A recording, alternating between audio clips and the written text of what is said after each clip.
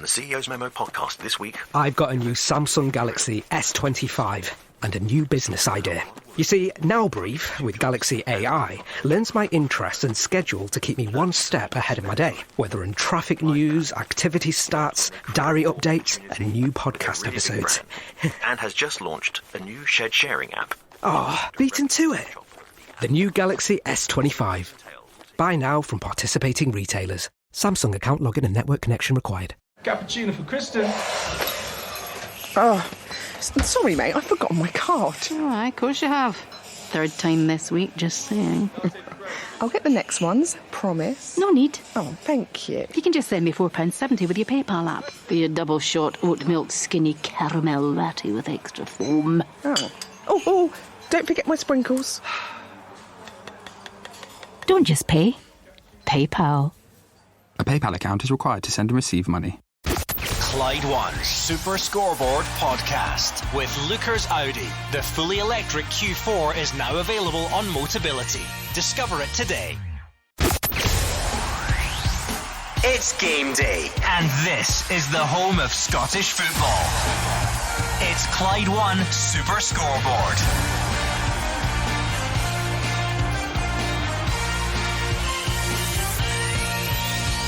Good afternoon and welcome to Clyde One Super Scoreboard on a huge day of Scottish football action. Celtic have league business to take care of as they try to go 16 points clear in between two games against Bayern Munich. Managerless Motherwell host Ross County. Will it be Stevie Frail's final game in charge? Killie St Johnstone is in there as well. And will Aberdeen ever win again? That question gets put to the test at Dundee. Big games in the Championship, and the Rangers' so-called crisis waits until tomorrow. I'm Gordon Duncan, and joining me you have Gordon Dalziel, Mark Wilson and Hugh Keevins. Philippe Clement might be tone deaf, as he proved at his press conference yesterday, but he'll be able to hear the cries of anguish from the Rangers supporters if Celtic beat Dundee United and go 16 points clear at the top of the table. He'll be busy talking his way out of that one.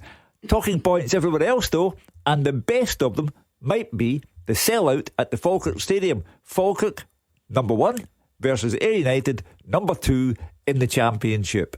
And it's sold out for a reason. It's going to be a belter. Elsewhere, the strain game. Aberdeen, 14 matches in the Premiership without a win and counting.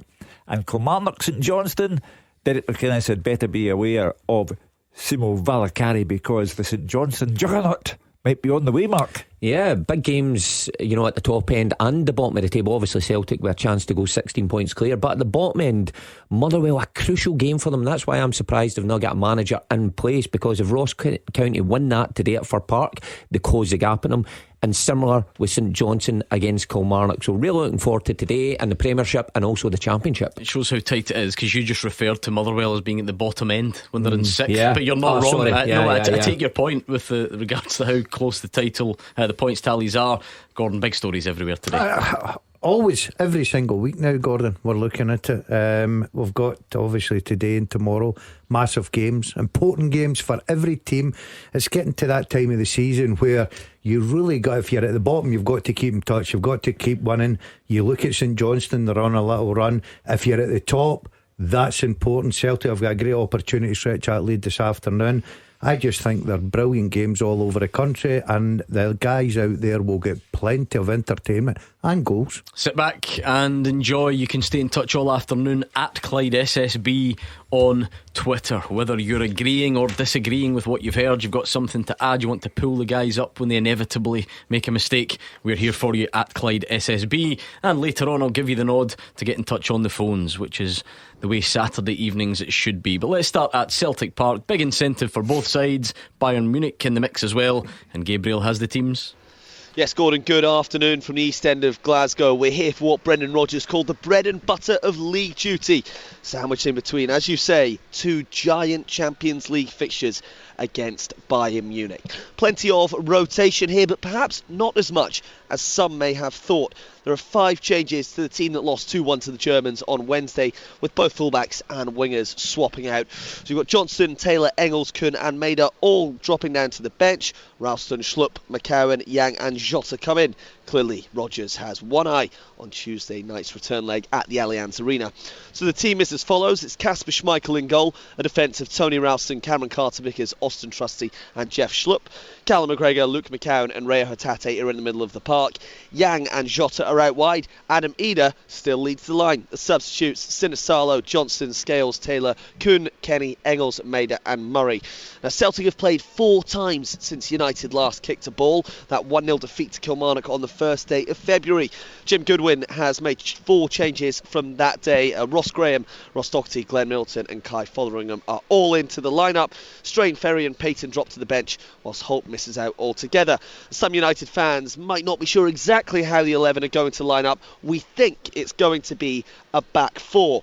Jack Walton in goal, Emmanuel Adegboyega, Declan Gallagher, Ross Graham and Lucas Stevenson in defence. Vico Savelj, Ross Doherty and Alan Campbell in the middle, with Kai Fotheringham and Glenn Middleton out wide supporting Sam Dalby, the goal machine, through the middle. Substitutes, Richard, Strain, Trapanovsky, Molt, Babunski, Van der Sander, Payton and Cleel Harding. The referee here is Nick Walsh and Kevin Clancy, the VAR.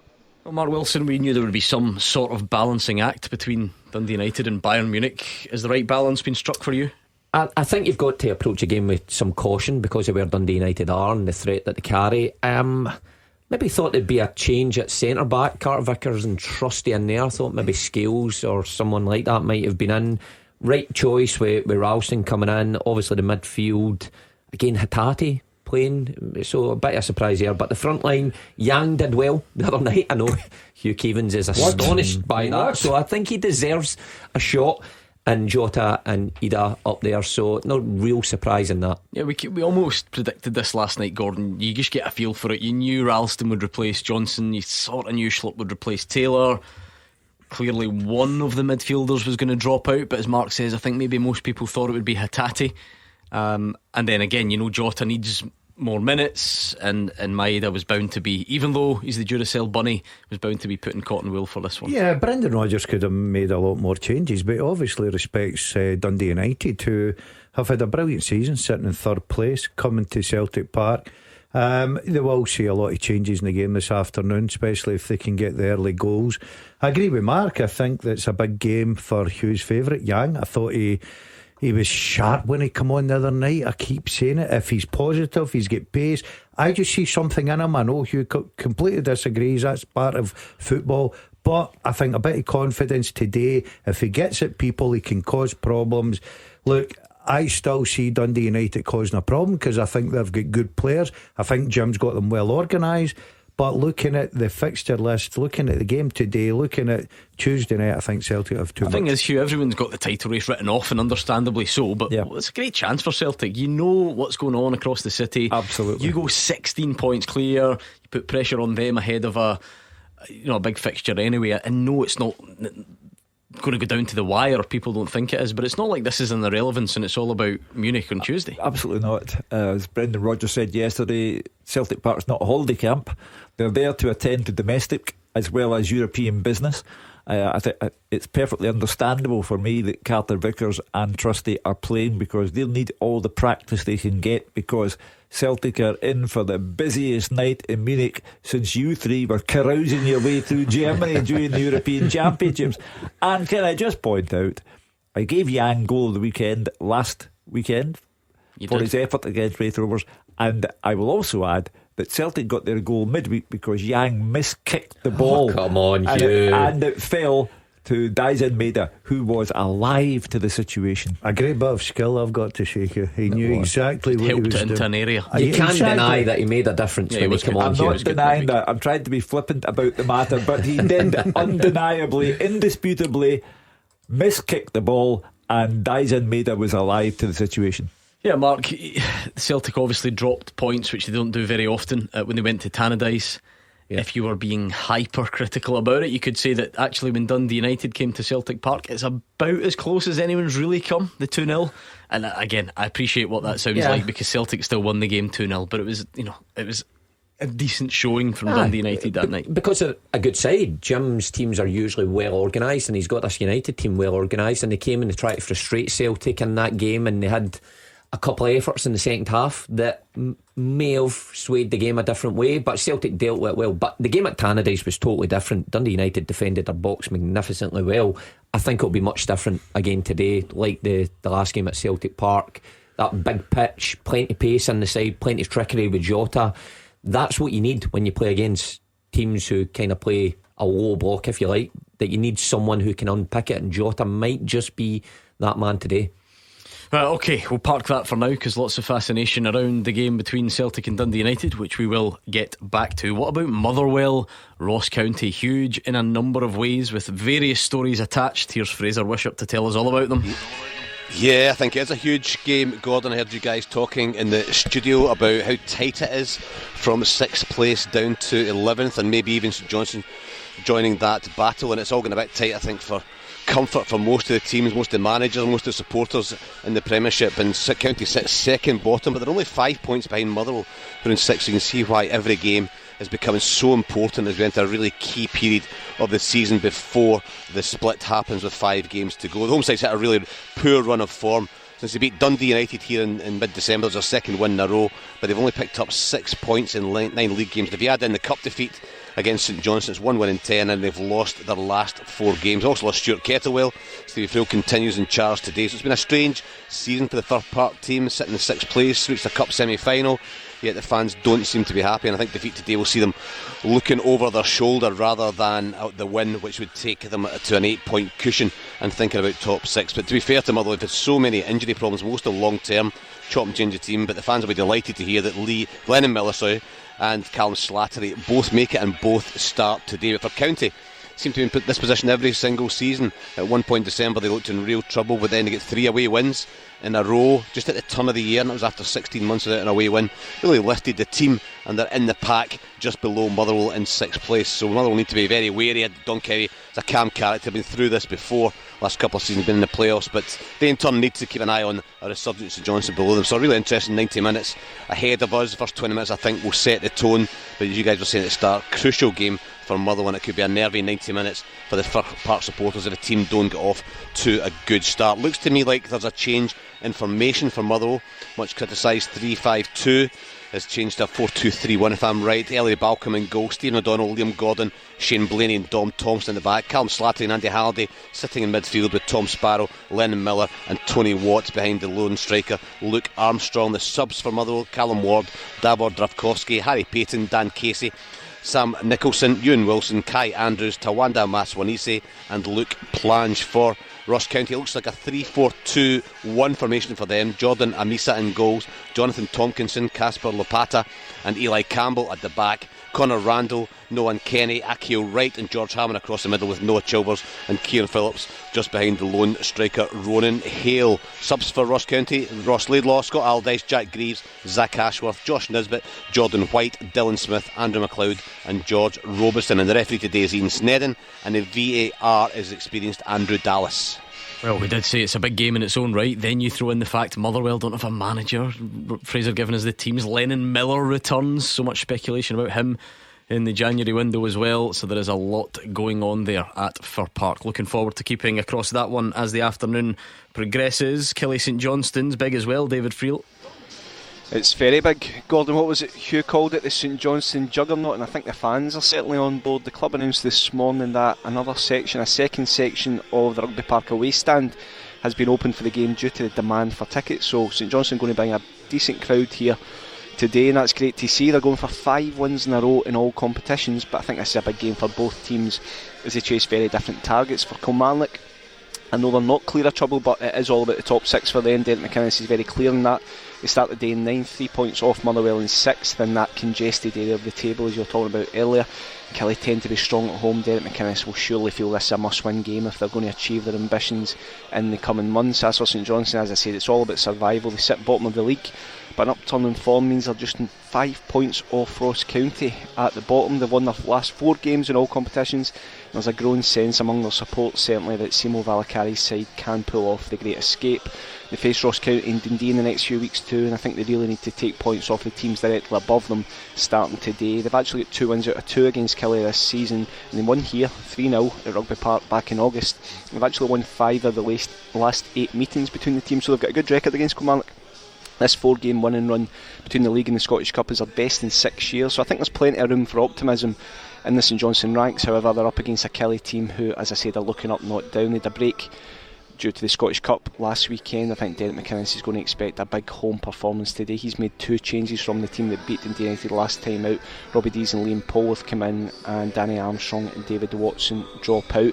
Kelly going to line up Kieran O'Hara in goals, Lewis Mayo, Joe Wright, Robbie Dees and Corey Ndaba at the back, Liam Polworth, Brad Lyons, Kyle McGuinness and Fraser Murray across the middle, with Bobby Wales and Marley Watkins up front. Subs for Kelly are McCrory, Kennedy, Armstrong, Wilson, Watson, Anderson, Ramsey, Donnelly and Cameron. As for St Johnstone, just the one change from last week. Barry Douglas, experienced left back, he's in for the youngster Taylor Stephen.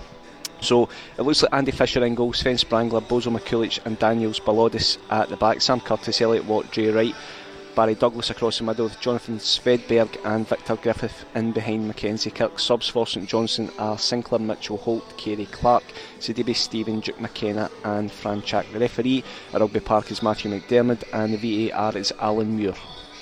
Everywhere you look, a big game, and I tell you what, Dundee against Aberdeen certainly falls into that bracket. Dave Galloway. Gordon, it's incredible to think the last time Aberdeen won a league match was the last time they played Dundee in November at Pittodrie, and they've not had a Premiership victory on the road since September, and that was here at Dens Park. Amazingly, they remain in 4th place and just 2 points off 3rd, but only 4 clear of 6th. So a win today would be huge for them. Defeat would put them in danger of dropping out of the top half of the table. Dundee also badly need a win for all the plaudits they've received for some entertaining football this season.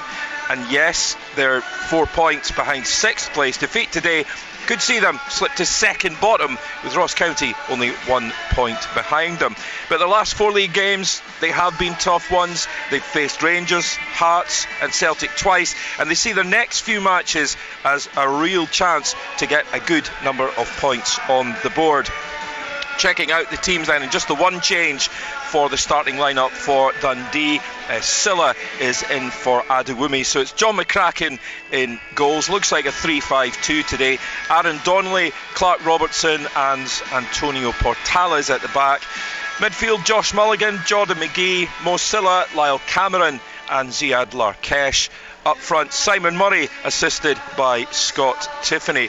The subs for Dundee today: Carson, Ingram, Astley, Shaughnessy, Adewumi, Samuels, Garza, Robertson and Palmer Holden. That's Finlay Robertson, of course, on the bench. For Aberdeen, well, they are unchanged. So Ross Doohan in goals.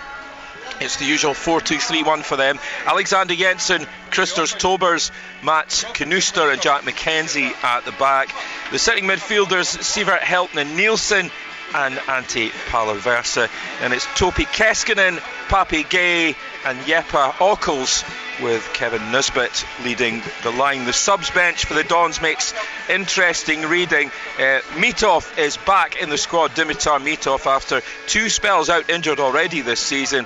He's joined on the bench by Devlin, Shinnie, Clarkson, Oday Dabag, the Palestinian striker, all set for his Dons debut. Also Morris, Dorrington, Boyd and Ambrose. The match referee here at Dens Park for Dundee against Aberdeen is Grant Irvin, and Don Robertson is on VAR. And I'll tell you what, it's not just the top flight, because if you dip into the Championship, there is a case there for Game of the Day. I'll let you argue amongst yourselves. Roger Hanna's watching Falkirk Ayr United.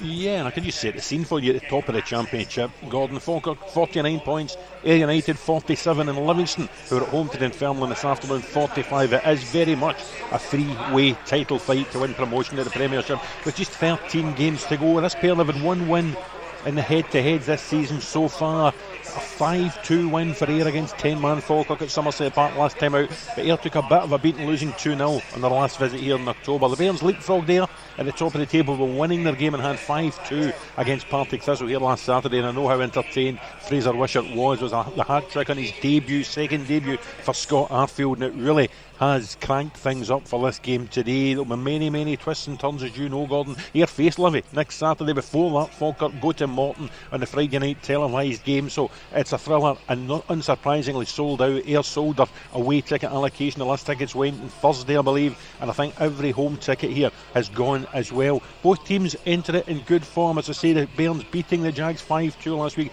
Unsurprisingly, John McGlynn names an unchanged side, so it's Nicky Hogarth in goal. The back three, Cole Donaldson, Liam Henderson and Luke Graham. Across the middle, Keelan Adams, Brad Spencer, Dylan Tate and Ethan Ross has scored both Falkirk's goals in that win here against Ayr in October. And then it's Arfield and Calvin Miller behind front man Gary Oliver on the bench. Gibb, Lang and Thompson, Mackay, Mackey and Nisbet, Yates, Aguiman and Stewart.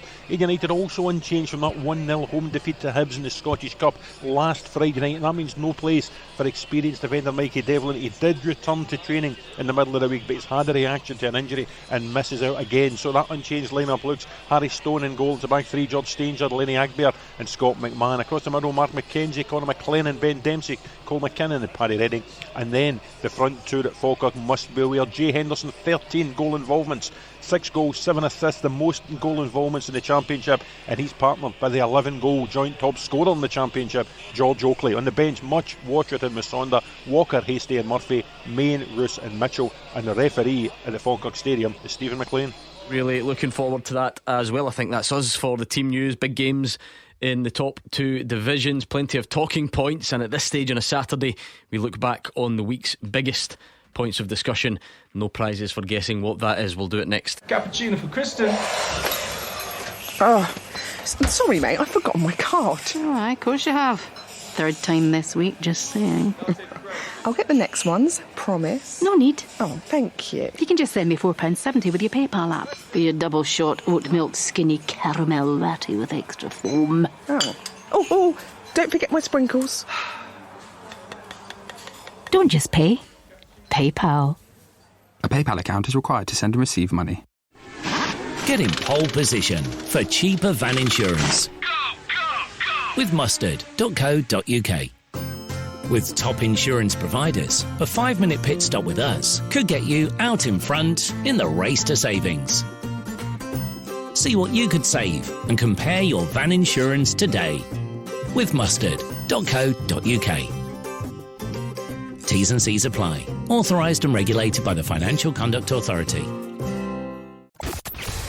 Action as it happens. And your reaction from 5 on the open line. This is Clyde 1 Super Scoreboard. Hugh Keevins, Mark Wilson, Gordon Dalziel in the studio, the top team round the grounds, and what a day to look forward to. Big fixtures everywhere you look, big storylines.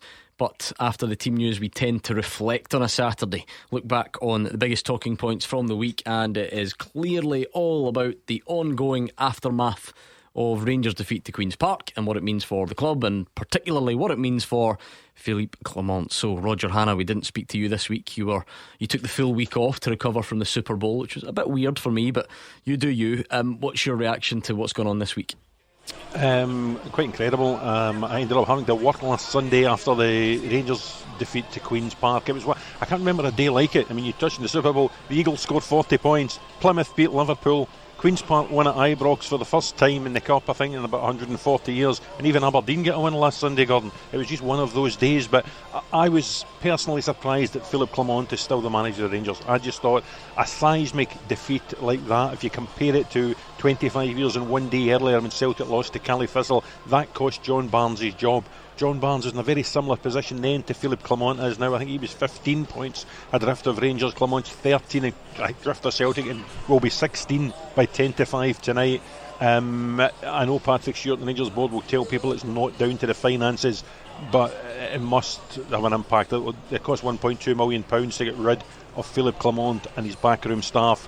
At a time when Rangers couldn't do a deal on transfer deadline day to get Lyle Cameron in now because of the finances, you have to think the cost of moving out Philippe Clement was the decisive factor this week. Fraser Wishart, are you as surprised that he's still in place, or the bits of it make sense even if it's not popular? The only bit that makes sense is the European games, Gordon. I think as Roger's talking there about the finances of removing Philippe Clement, but it's well known that Rangers need more money in the summertime to rebuild the team and get knocked out the Scottish Cup. If they go the whole way to even just the final without winning it, the finances from that and the prize money and the crowds, etc., and the possibility of a home quarter final at Ibrox, probably £2 million at least. So that's a real blow. So really, I think if you're sitting there as Patrick Stewart on the board, you're thinking, right, the season's gone domestically. If we get a Philippe Clement, does that give us a better chance of winning the next round in Europe? And my answer would be no.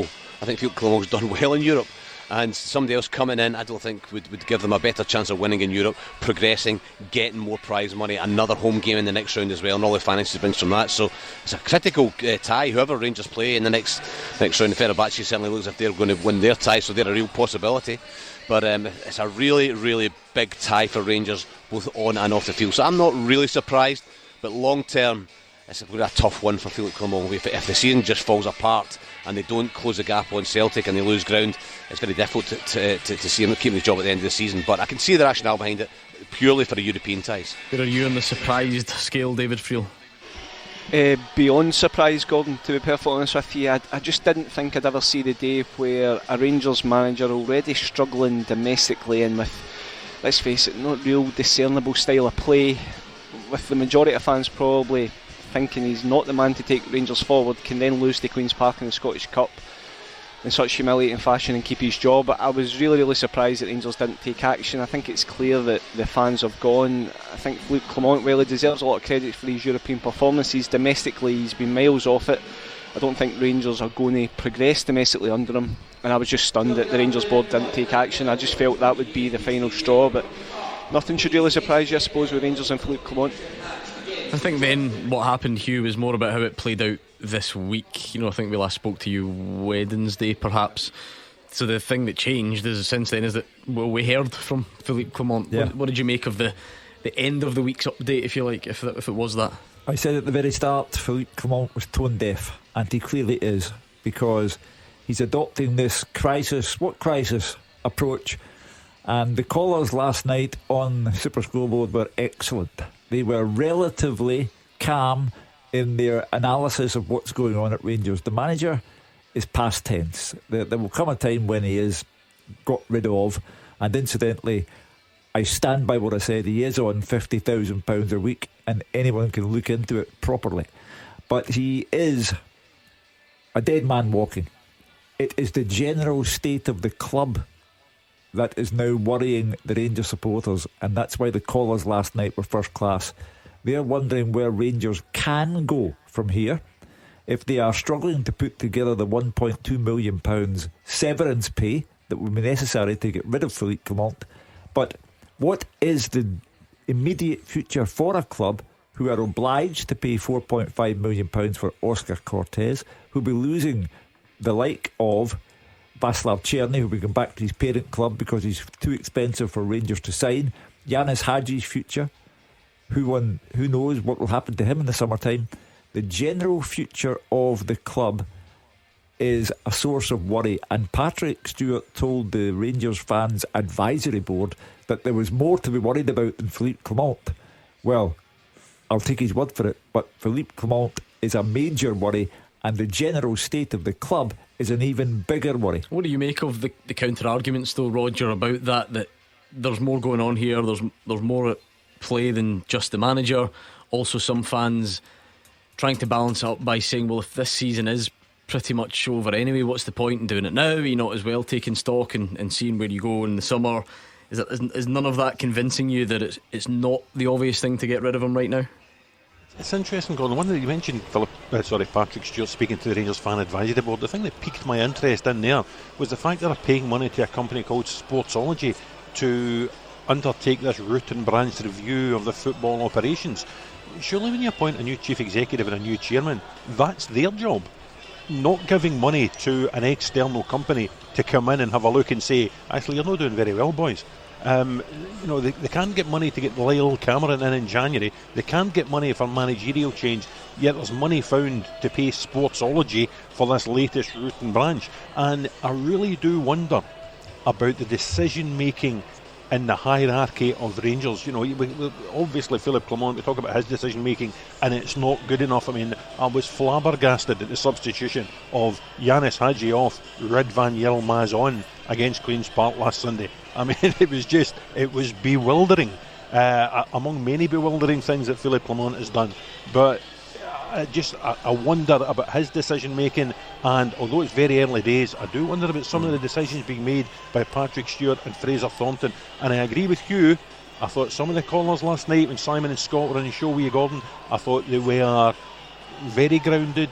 They were realistic in their expectations about where Rangers go, and I would love to think that somebody like Patrick Stewart or Fraser Thornton could listen to the show and get a handle on what the fans are saying at the minute, because at the minute it looks to me that they're out of touch with their fan base. See to just view that from a slightly different slant, Roger Hannah, I wonder if we can conclude then that, rightly or wrongly, and clearly it's wrongly in the eyes of many Rangers fans, Patrick Stewart must really, really, really believe that sticking with Philippe Clement for now is the right decision, because as a new CEO it would be such an easy win for the fans right now if he was the guy that pulled the trigger, but he's not. Do you see what I mean by that? So I take the financial argument that people keep mentioning. He says it's not that. Yep. I heard you saying that in the show last night, and I completely agree with you. And at the time he came in, it was after a League Cup final defeat to Celtic, if you remember, the following morning. And although Rangers performed well in the game, you know, Philip Clement was having a difficult time. He had more difficult times towards the end of December, and you wondered if Patrick Stewart would try and curry favour with the Rangers fans by getting rid of Philip Clement, and it would have curried favour, and it would have made Patrick Stewart more popular in their eyes. That makes you wonder if behind the scenes Patrick Stewart, I should say, knows the club doesn't have the money to do that thing. I was at that press conference yesterday, Fraser. It was long, it was fraught, especially for Philippe Clement. Not even a particularly nice atmosphere to be in if you're on the other side of the table either. But he, kept stressing that he has spoken to Patrick Stewart, but just normally, just about the game and how they didn't manage to win it. And it feels like those comments just almost angered the Rangers fans more, because I think at the very least they were hoping for crisis talks. Yeah, I mean, I think at very least they would have discussed it and discussed his position, discussed the game. I'm sure chief executives up and down the land will discuss what happens on Saturday with the manager on the Monday. Brian Caldwell here with Stevie Frail on Monday, and he's not even the manager. So yeah, I did find one or two of the comments strange, but he's under real pressure, and he must know that, and he is hanging on by a thread. And defeat tomorrow, what do you do? Defeat next week, what do you do? So it's a really difficult position. The fans have lost heart, but they've just got these European ties, and I think you have to consider that as a factor. If they can get a result from somewhere, and they seem to play better in Europe when they've got a bit more room, teams come onto them. It's when teams sit in, whether it's Queen's Park or whether it's Aberdeen or whoever it is, they sit in, they cause Rangers real problems. But for me, it's about getting this tie in Europe, and then they're going to have to think about what do they do for next season. Is Philip Clement going to be the man in charge? I still think that's in doubt. Fraser was posing the question, what happens if Rangers lose to Hearts tomorrow? Now, given Hearts' performance in the Cup at St Mirren, they got their young James Wilson, terrific, Elton Kabangu, Lon Shanklin, that they've got the power to worry Rangers tomorrow. Although it has been 5 years and 17 matches since Hearts last beat Rangers. However, in answer to Fraser's question, what happens if Hearts do win? Rangers play St Mirren the following week at Ibrox. The ground will be half empty at best, and that's when it kicks in. When people no longer go to the matches, that's when you have an ocean-going crisis in your hands. Having said that though, Gordon, Rangers might not lose tomorrow. Everyone's building up the worst case scenario. They might not. There's probably still, even despite all this, remains a good chance that they'll win. But what does that change? That's now the problem Rangers fans seem to find themselves in. Yeah, it's not going to change, but here's a great start for me. Rangers have had Berwick Rangers, Hamilton Accies, and after those games they played Hearts the next game and won. So it shows you. I hope that's true. That's 100% true. That's an incredible stat. That is just told you that. That's a stat. I've just thought about it there and I went back to it. Look, I think that Hugh asked the question of Fraser, what happens if they get beat with Hearts tomorrow? Nothing, because if you go as a Rangers manager and you lose at Ibrox in a Scottish Cup tie to Queen's Park, you ain't losing your job by getting beat with Hearts. My biggest concern here, when I listen to Hugh talking about 50 grand a week, I do not blame the Rangers manager. If he's on 50 grand, I do not blame him at all. The first person about the door was who signed that off. That is mismanagement for me right away. So Clement is quite right to sit there. He's on that money. He sounds like he's bulletproof for some reason. I don't know what the thinking is, but what they're not doing, Gordon, 100% right now, they're not listening to the Rangers supporters who pay their money. I agree with Daz. Whoever signed that off in the summer, I think we were all taken aback. Was it a 4-year deal as well? I think everybody's surprised that was awarded to him. But Daz is right. Nothing. You can't see anything happen if they lose to Hearts tomorrow, because it's spot on. If you don't lose your job as Rangers manager after getting beat at Queen's Park, then when is it going to happen? But I do agree with Fraser. I can only imagine that it's the European aspect, that the Rangers hierarchy think they've got a better chance of progressing in this tournament, which brings in more finance and more prestige, with Philippe Clement in charge rather than somebody temporary, because they've obviously got no succession plan at the minute. But it's just prolonged the agony for the Rangers fans. I've no doubt it will happen in the summer, and surely people are working on it behind the scenes. Who's coming in and how did they pay Philippe Clement off? Just quickly, Roger Hannah, is he right on his stat? Where's he got that? Who told him that? Somebody's told him that. I presume it is correct, and I presume the person that told him it did verify that stat at the time. I couldn't possibly tell you. I don't remember whatsoever. Do you know what? Do you know what? It sums this programme up. I've had to check with Roger Hannah. Absolutely. And plus the fact, no pat in the back for me for doing just my research. You know what and I mean? If it's true, you will get all the praise, because it's a brilliant stat, that. It is a stat, and beat Hearts every time. Well, twice. On that note, let's park it, because we will go back, I'm sure, to the Rangers discussion at some point. Huge games today, though. Those are the priority for right now, and we deal with them next. The team with the biggest support in Glasgow and the West. This is Clyde One Super Scoreboard. Hugh Keevins, Mark Wilson and Gordon Dalziel are here. Big day across the Premiership and beyond. Gabriel is at Celtic against Dundee United. Gabriel, how do you anticipate this balancing act between trying to go 16 points clear and keeping fresh for Bayern Munich going? Yeah, Gordon, it's interesting because when I spoke to Brendan Rodgers yesterday, he said that there would be plenty of changes, as they have done all season. You know, Celtic very frequently rotate those midfield options, so much strength and depth there, and all over the pitch, really. But I was quite surprised when I only saw 5 changes to the team this afternoon. The boys in the studio were saying that it probably is the right decision to keep the centre-halves the same.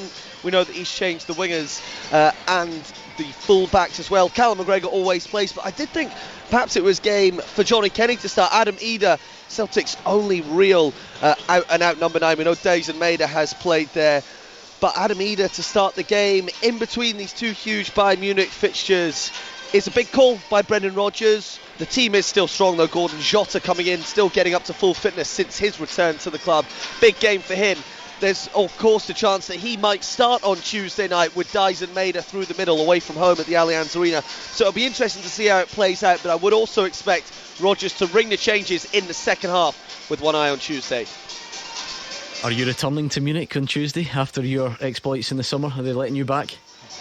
I hope so. We're it's the same route we did last time via Frankfurt, so I'll be in Munich on Sunday evening, and I'll go to a few of the pubs, the Irish pubs we were in, hosted the show, and I'll see if we're allowed back after a few of the shenanigans that went on it's there. It's not the same hotel, summer. is it? Or Gordon, anyone associated with the Gordon Dalziel is not allowed back there, surely. Tell me you're staying somewhere different. That hotel, after me, Gordon and Mark stayed up till 6 in the morning on that Saturday night, we are not allowed back in that hotel. It's the toilets I don't think you're allowed back in. But anyway, right, we'll move on from there. I'm sure we'll check in with Gabriel in Munich in the coming days. Motherwell against Ross County. Fraser, just so much to kind of take in from that game. We mentioned the Stevie Frail factor. Feels like Motherwell fans have been looking for some good news though for a while, and Lennon Miller returning would certainly tick that box. Yeah, he's such a huge player for the team. He's the captain, wears the armband, and such a big influence on the team as well. Since he's been out, maybe it's just a coincidence, maybe not, the team hasn't played as well, but I think Callum Slattery coming back is an important one as well. He creates a lot in that midfield. He's got a bit about him as well. So yeah, they've got a good squad. I was actually looking at the programme. 34 first team players are listed in the programme at Motherwell as well. They have a massive squad, but they've had these injuries, but they just need to be careful. They're doing okay. A couple of wins in terms of the position in the league. A couple of wins and they'll be looking up the way. A couple of defeats and they'll be looking down the way. And I looked the last couple of years, it's been about 35 points in the last 3 or 4 seasons as where second bottom has finished. Motherwell get 31, so they might just need a few more to seal their place in the top 6 and make sure they're not going to finish anywhere near that second bottom relegation place. So a big game today. I think if they start well, then I think they'll go on and win it. But if they don't start well, the crowd can turn in County. They've just got a wee bit of something about them away from home in recent weeks.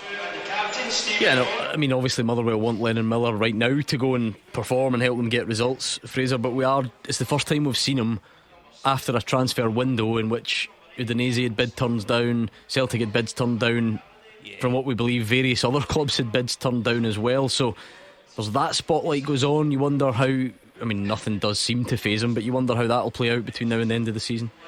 Yeah, I think you're right, Gordon. I'm interested to see how it does, if it does faze him. I don't think it will. He's quite a calm character. I think he's getting advice of his dad, who's a good guy and been around the football game as well, being in his position.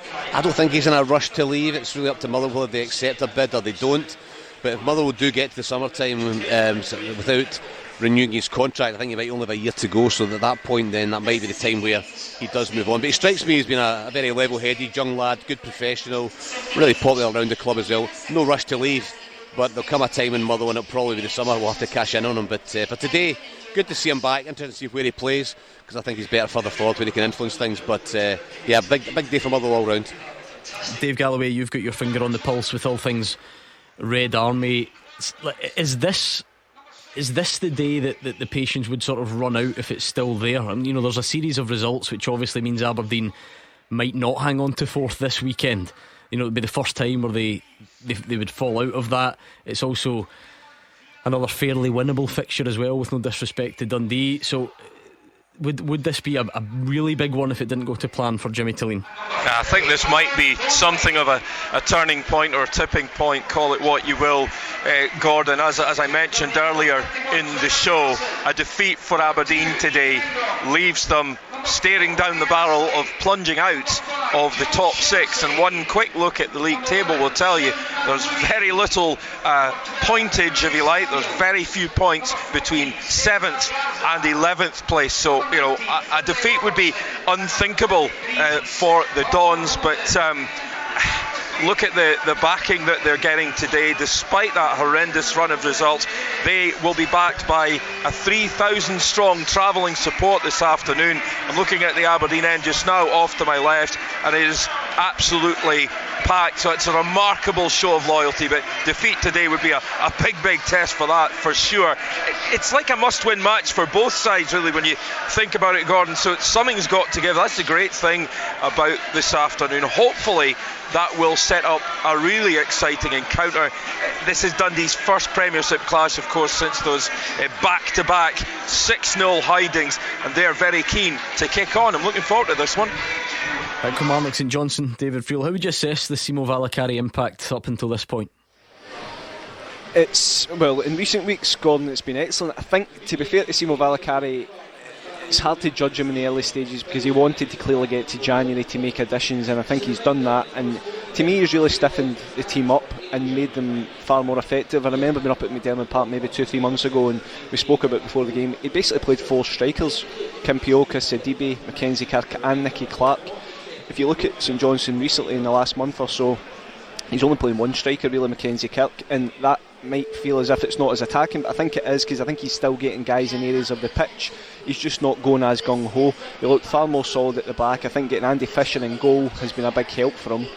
and it's no coincidence now that they're starting to put runs together. 2 wins in the Scottish Cup, 2 wins in the Premiership, and if they can make it 5 today, what a chance they're going to give themselves to pull off this great escape. Yeah, really looking forward to it. But honestly, the top of the bill might be Falkirk Ayr United. A big crowd, a sellout. They splitting the fans behind the goal. Roger, is that right? Half Ayr, half Falkirk behind the goal.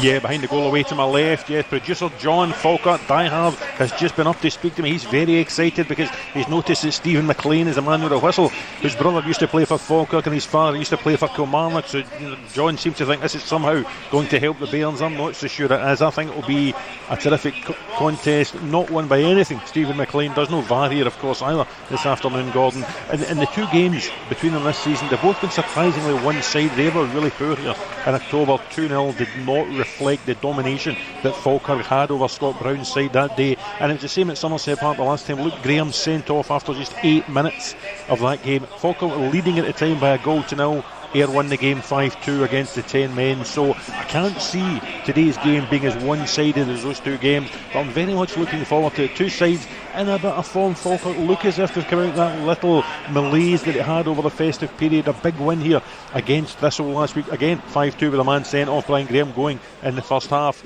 Ayr also, I know they lost to Hibs last Friday night in the Scottish Cup, but prior to that a really good run. I think it was 10 wins in 11 games. They're unchanged today. They've got goals in the team with George Oakley and Jay Henderson up top, and at the other end, they'll put a lot of store into young Lenny Agbear, on loan from the Celtic B team, works under Steve McManus here at Lennoxtown. He's come into the side in the January window, and it's looking quite an astute signing because of the injury to Michael Devlin. It means Lenny Agbear's in there between George Stanger and Scott McMahon at the back. Admittedly, I've not thought that long about it, but I feel like struggling to remember a championship signing with as much sort of hype around it as Scott Arfield's, Roger, just with sort of who he is, the story, the emotional stuff that's attached to his return to Falkirk, obviously the instant impact he had, the way he's spoken about it since. It feels like it's been such a big deal, for want of a better expression, this week.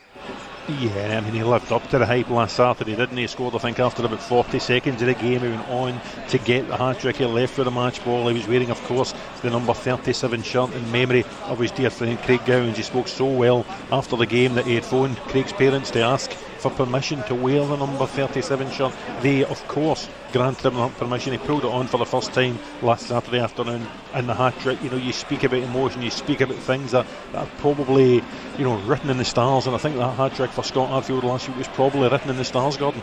Well, what will be written this afternoon, we are about to find out. The stage is set. We have unbelievably good fixtures for you this afternoon. Can Celtic go 16 points clear? And what about Bayern Munich? How do they recover from Bayern Munich coming to Glasgow? And how do they prepare for heading over to Germany on Tuesday? Brendan Rodgers making the changes, but still a fairly formidable looking starting 11 for him. Kelly St Johnstone could be tense down the division. Same with Motherwell, Ross County, with the returning Lennon Miller and no manager permanently in the Fir Park dugout. Will Aberdeen ever win a league game again? It seems to be a worry for the Red Army. They go to Dundee today, and it is a top of the table clash in the Championship. What is not to like? Kickoffs are next. The winning team all season long. This is Clyde One Super Scoreboard. Hugh Keevins, Gordon Dalziel, Mark Wilson are here, the top team around the grounds. It is an absolute treat of a Saturday afternoon. Sometimes the cup weekends we've had recently, the fixtures are all over the place, and yes, we do have big games tomorrow, but what a Saturday afternoon offering we have. So if you three hopeless duds could give me your ACCA for this afternoon, let's see how we get on. Celtic home win against Dundee United. Kilmarnock St Johnstone draw. Motherwell home win against Ross County. Aberdeen to win at Dens, and Falkirk to beat Ayr. I'll go a bit different. Celtic home win, Kilmarnock home win, a draw at Fir Park between Motherwell and Ross County, a Falkirk home win, and a draw in Dundee between Dundee and Aberdeen. I'm not far away from that. Celtic full house, Kilmarnock home win. Unfortunately, I'm going Ross County. Yeah, how dare you? Yeah, I know. I don't even like myself for it. Ross County. I'm going for my old club, Ayr United at Falkirk. Dundee Aberdeen draw. Clyde One Super Scoreboard Goal Flashes with M&D Green Pharmacy. Get advice on keeping infections and viruses away when school returns. Let's go then. It is showtime across the Scottish Premiership and beyond. Big games down the divisions as well. Our featured championship match is the one between Falkirk and Ayr, but I know Mark Wilson as an example. It's a bit of a rivalry between you two. Wraith Rovers, Partick Thistle today. Yeah, who's going to come out on top in that one? Home advantage. Partick without their goal scorer Brian Graham. I can only see one winner, Wraith. One of the big confusions or biggest headaches, I think, for the kit men at Partick Thistle was the referee wasn't happy with a strip. And I'm saying, well, they've played Wraith Rovers before just in the normal kit, and the referee's saying no, the socks were an issue because they were black and they might have clashed. So Thistle had to outsource, I believe, burgundy socks to what colour? Burgundy. I couldn't get that in there. a dark purple. A dark purple. So there's a bit of insight for all you Partick Thistle fans. That's a great insight. I'll tell you what, he should be embarrassed to bring that up after your stat about Rangers always playing Can't Hearts. keep up with this guy. After they have a cup shot. Has that been verified yet? Yes, it has. But someone's tweeted in to say he just got it from Derek Ferguson, who told him the other day. Do you know something you don't get? What happened, right? If you want the truth, it was Sideshow Bob tweeted in to say that. Sideshow, get the real truth. I said to Fergie, you have this one here today because I won't use it twice. I may as well just keep it for Clyde on Can Saturday. you just tell me one thing? Yeah, I lie all the time. No. What relevance does it have that 58 years ago Rangers lost to Berwick Rangers and then beat Hearts in the next game? 58 years ago. What relevance does that have? Yeah, to but this then game? they lost their next big one against Hamilton and beat Hearts the following week as well. I do like it. I think there's a nice, not that it's going to impact so this is anything. the third biggest defeat the Rangers have had in their history, and every time they have that, they play Hearts the next game. What about Progress and Dickon? Who'd they play after that? They were talking about Scottish football. He's not happy that that's been picked apart. Did they play Hearts? There is a problem with the pitch side commentary at communications, for Fraser Wishart. You know, they'll VAR that sort of thing. No, it's for it's for Fraser, so that's it for Park. So a bit of a delay. Nothing there. ever runs smooth for that guy, does it? I don't think it's his fault. There's always something with him, whether he's got a flat tyre or, you know what I mean? It's always one thing after another. Did Fraser have a flat tyre? Yeah. Did he? Or he just didn't want to go to the game. Oh, so he did. Yeah, you're right. Remember that one? Yeah, I do. By the way, he never took a picture of it and sent it in. I noticed that because I checked the WhatsApp that day, and I'm thinking, well, you need proof here. And he was probably putting his expenses in for a few quid as well. Petrol money. We want to see where he got a flat tyre. That's union guys, don't be fooled with them. But listen, not everyone is dishonest like you. Fraser won't be happy with that. He's blasting the union. Oh, he's not happy. It cost him 200 quid for the new tyre. They said must have a nice car. I've seen his car. Not everyone is dishonest like you, though. I think that's what you've got to bear in mind. Well, I'm not going to change now. I'm at later stages of my life, and I've been dishonest since I started. Have we gone back to your discussion about your funeral again? Oh God, hey, see, to be fair, a lot of good response on Instagram. Did you hear this, Hugh? I was listening. On Thursday night, he revealed he is scared of when the day comes and no one turns up to his funeral. This is his real bugbear at the moment, apparently. When a normal person walks into the room, and my wife came in and said, are they discussing how many will go to his funeral? Yeah. I'll beat yours. He says he would like to see his own funeral, to see the reaction from people. I'll beat yours. So you're backing me to last less Can we time than not? you. Can we seriously not? I've got you even money in here. Your funeral will be no time soon after your picture you posted today in the gym. Wilson's each way. He's a new man. Do you know something? I want a photographer out there because I cannot get a good photo of myself that does me justice. No, but hold on a second, right? We all saw it on your Instagram this morning, the picture of you in the gym. The selfie was bad enough last week. The thing I cannot get my head round, who are you asking in the gym to take pictures of you this morning? Just a random person? No. I was a fitness trainer. That's so out of order. Mate, listen, take a photo of that and I maybe mention you in the caption. He's like, my name's wee wee Tam. See if someone came up to me in the gym and said, "Mate, can you take a picture of me?" There's more, because I said to him, right, come over to the bike, take a couple of me on the bike, then coming over to the treadmill. Oh, is there more to come then? Are you posting these? No, I just picked the one out that I thought would go down better. That was your best one? Yeah, that was the one. That was the best. Okay. Do you know the best observation is? What do they call that piece of equipment you're using? TRX? TRX, yeah. And That's it's like very difficult. The band, except, see if you look at it, you can thank Roger Hannah for bringing this to my attention. It looks like you're just holding a pair of garden shears. Look at the picture. It looks like you're about to trim the hedge. I like it. I like your new image. I'll tell you what, instead of criticising somebody for the gym, he should be joining me. Fat Sam sitting along there at Falkirk Stadium must be taking up about 3 seats. Me there. You're always looking to see how a team recovers. Hugh, how a team reacts to one of their famous results in a positive sense. Queen's Park are losing at home to Hamilton Accies already. Crisis hit Hamilton Accies, and Scott Robinson's put them in front after 5 minutes. That result last Sunday at Ibrox struck me as the kind of result that you'll be celebrating all week.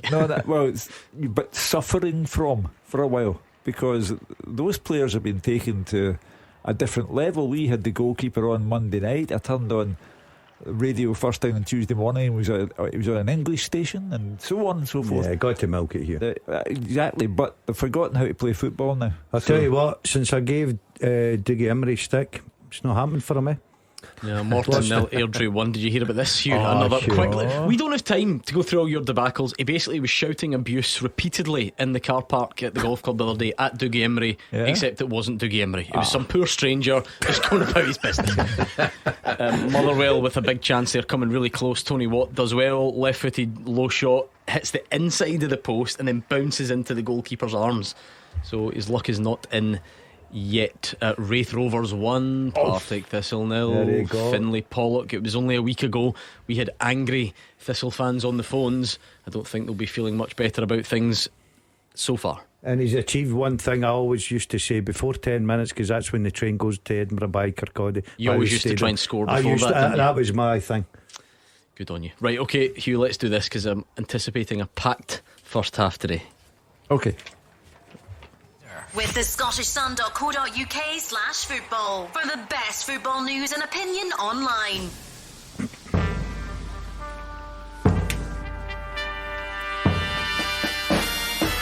Since the 2017-2018 season, 7 players have scored a hat-trick for Celtic or Rangers in a domestic cup. Can you name them? Since season 2017-18, 7 players have scored a hat-trick for Celtic or Rangers in a domestic cup. Who are they? Good question. It's at Clyde SSB. We need one tweet with all of the correct answers on it, and you need to do it quicker than everyone else. That's how you win the first half teaser. Don't get me wrong, if you want to just throw a couple of names at us and take part, you are more than welcome. In fact, we'd encourage it. So at Clyde SSB. I think there's even further communication issues at Fir Park. The ref's getting his batteries changed again, and he's back on, and I think we're fine. But a bit of a stop-start one there.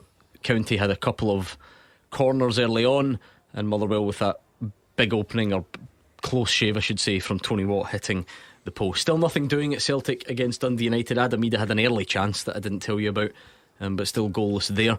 You mentioned the reaction. Queen's Park already a goal down after creating a sensation at Ibrox last Sunday. You wonder about the reaction for the Celtic players as well, because the atmosphere inside Celtic Park was unbelievable against Bayern Munich. And today, will there be a positive reaction? Will it be an anticlimax?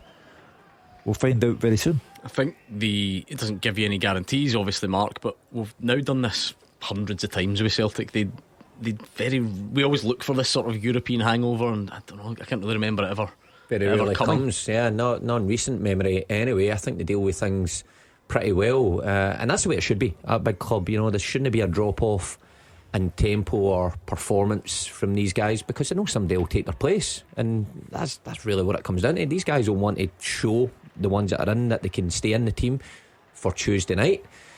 So I don't expect a drop off at all.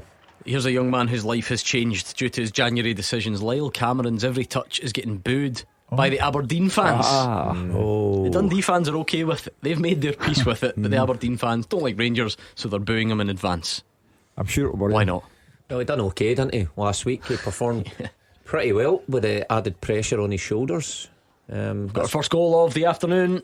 Goal flashes with M&D Green Pharmacy. Kilmarnock 1, St Johnstone 0, and it is Liam Polworth. It's a lovely dink. You know, he's got that bit of culture about him when he's at it. Liam Polworth, Derek McInnes likes him in there for the technical ability that he brings, and he's shown exactly that. About 10-11 minutes on the clock, and it is the home side with the first advantage at Rugby Park. Killie 1, St Johnstone 0. Well, they had to get their noses in front, Kilmarnock, I think, because the idea of losing to St Johnstone is not an option for me. They're far too close to them, and they're far too close to the bottom of the league altogether. So they have to be mindful of the position they're in, and that's a good start. Yeah, it's a great start. I think Mark and I both went for Kilmarnock this afternoon. Still a lot of football to be played. Look, St Johnstone in recent weeks have done very, very well indeed. Good cup win, obviously, a couple of good league performances against St Mirren and Motherwell at home as well. But they're not that team that's going to be consistently good every single week. So I'm not surprised Kilmarnock have taken the lead. I like a nice dinked finish. I'm looking forward to seeing that. One of my favourites. Do you remember Lionel Ainsworth, the Motherwell winger? You don't get a lot of dink finishes nowadays. Was he a master, was he? At Rugby Park. No, just specifically at Rugby Park. I remember one. That's what reminded me, since we've had one this afternoon. So well done to Killie. They're the first team to score in our featured matches this afternoon, and it is a big goal potentially. We've got a Mulligan running shot from the edge of the box, but saved by Doohan in the Aberdeen goal. I thought Mitov was meant to be back today, but to be fair, not yet. To be fair to Ross Doohan, since going into goal, I think he's been outstanding for Aberdeen.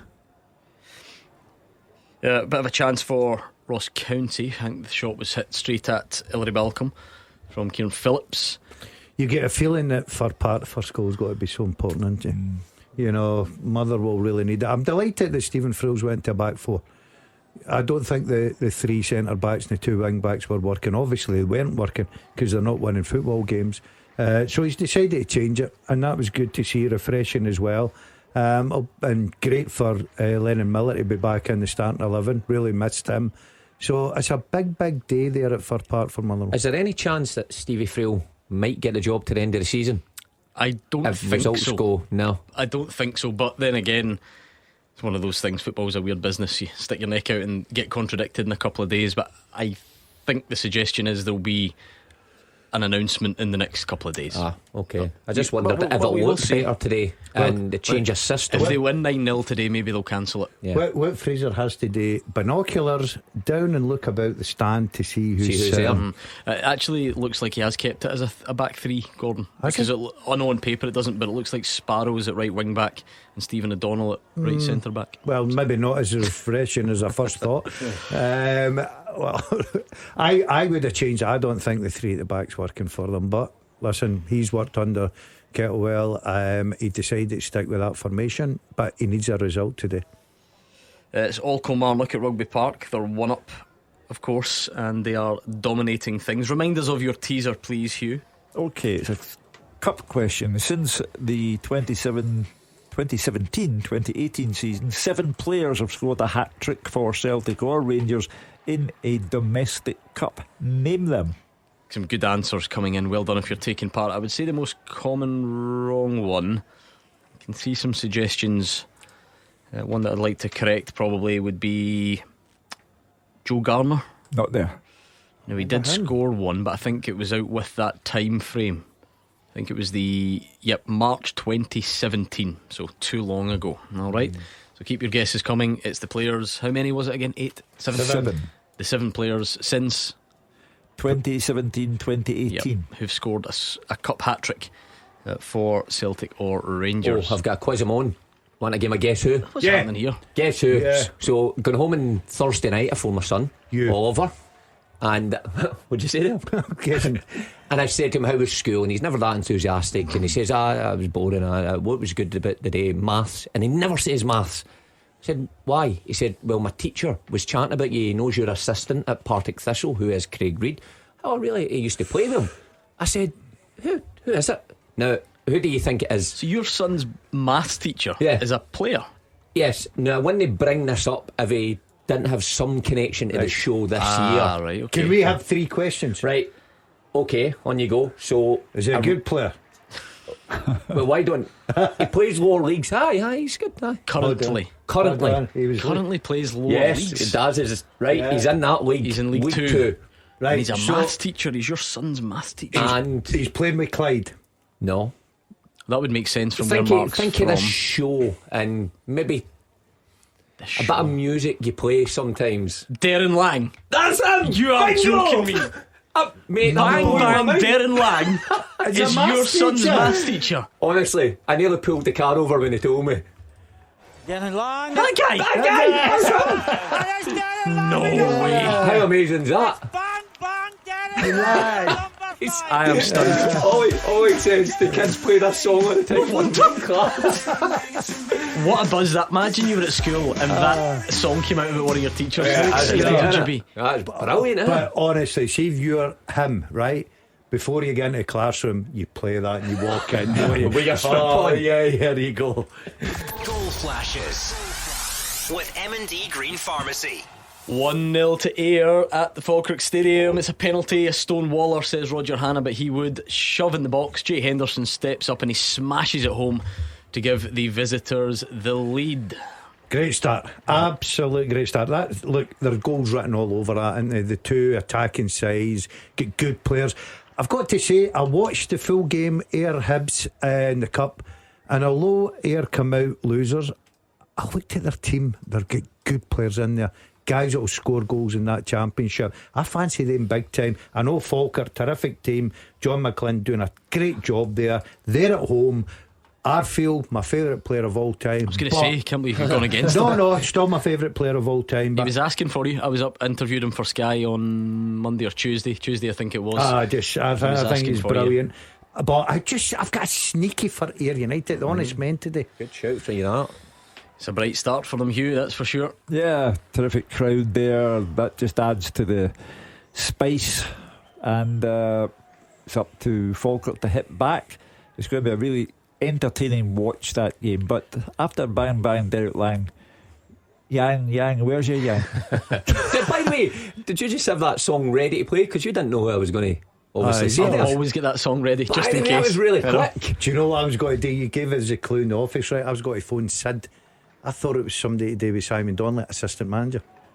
Oh, Brecon? No. I was going to phone the wee. The wee two-fitter. It just stays on my computer screen. Because you're right, people listening maybe thought I did know, and that was all performative, but I didn't know who you were going to say there. I'm delighted with that. Good story, that. It's good, isn't it? It's good that all the kids play that song as well. Tell them to turn. It's good that Derek Lang tries to His get on name's this show Darren every for a week. start. How many times have we played that song? What's his name? Darren. Oh, it's Derek. I thought it was Derek. And Hugh said Derek a minute ago as well. Darren Lang. Spelt with a Y, I believe. Darren Lang. No wonder he's trying to go on Radio Clyde. For goodness sake. A couple of corners for Celtic in succession. Cameron Carter Vickers hooks one quite high over the bar as Celtic look for the opener. We've actually not had many goals in any of our featured matches in the Premiership. Dumbarton are level with Montrose. Michael Ruth there. Always give you the bit of Scottish news if we can. Ryan Christie has scored for Bournemouth. They're already 2 up away, although everyone beats Southampton, don't they? Yeah. But Ryan Christie scored, which is excellent for fire, him. isn't he? Oh, he's Good playing season. so well. Yeah. But is he playing deeper? A deeper so. role? Yeah. It's the last I saw, but I haven't checked that in a couple of weeks. But yeah, playing some brilliant stuff. They're a How old phenomenal. is Ryan Christie? 28, 29. Because I was thinking if he was at that stage, the way he's playing, are there an opportunity to get a move to a bigger club? 29. 29? Maybe not. 29 years of age is It's Ryan a nice Christie. place to be. Nice part of the world. Bournemouth. Yeah, if you've got a few quid It in will the not be bank. short of a few quid, I Aye, don't think. if you've got, if you're like myself and like Hugh, it's not a nice place to be. What have we got here? I thought we didn't. Yeah, Kilmarnock just very much dominant. McGuinness over the bar should hit the target. A very real shot in the arm if Kelly can. Well, they would take any win, but if they can really kind of dominate that and win it well, could potentially spark a bit of a run. So Derek McInnes will be pleased with what he's witnessed so far. The only Premiership game with a goal, is it? Yeah, I think it is. Yep. How nervy do you think the Aberdeen travelling support will be? I mean, it's very early, of course, but you just what a place to be in. They're passing their time by having a go at Lyle Cameron when there was no wins in 14. You would think they would have other things to get excited about. You've got to have hobbies when you go to the game. You've got to say the support's still staying with them. We heard Dave there talking about how big a travelling support sit-downs this afternoon. Well, that's a good away day that for them, isn't it? It's just they've always had that, Aberdeen. But wasn't it plain sailing for them last week? I know they won convincingly, but didn't they go all their own way? Pivotal moment where the penalty was given and obviously taken away. But you'll need a result today. You cannot continue to lose games every week. Yeah, is that why it's difficult to read too much into it? Because the previous round was Elgin, and with no disrespect, they were always likely to win that. They win last week, and of course you're going to ask the question, can it spark a turnaround? You know, it's better than losing it, so fair play to them, but it probably wasn't that convincing a performance, was it?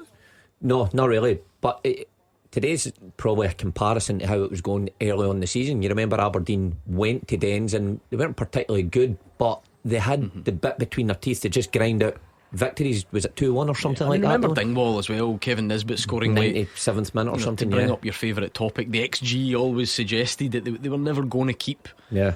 But I don't know what stat predicted this type of drop off, because if they were to, and as we said, Hugh, once you get in this rut, you know, say they draw today in isolation, if you draw away at Dens Park, like that's not the end of the world, but every game now is just one more added to the tally. The remarkable thing is, if Dundee United were to lose to Celtic, and it's obviously a quiet beginning at Celtic Park, still no goals 20 minutes in, if Dundee United will lose to Celtic and Aberdeen were to get a win at Dens, they then go up to third. You know, and there'd be one win in 15 games and they go to third. I mean, a few clubs have got to have a look at themselves.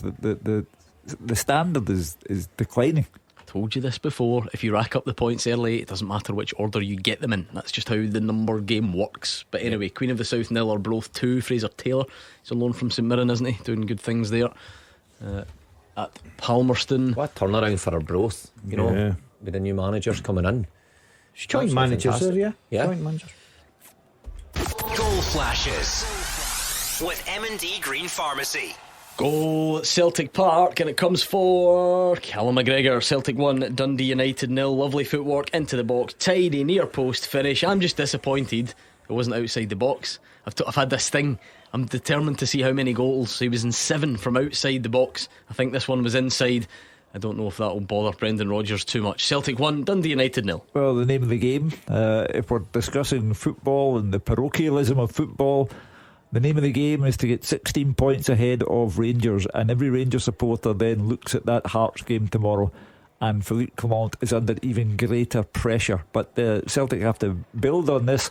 Callum McGregor had a very awkward night against Bayern, I thought, chasing shadows most of the night, but he's done the captain's job now.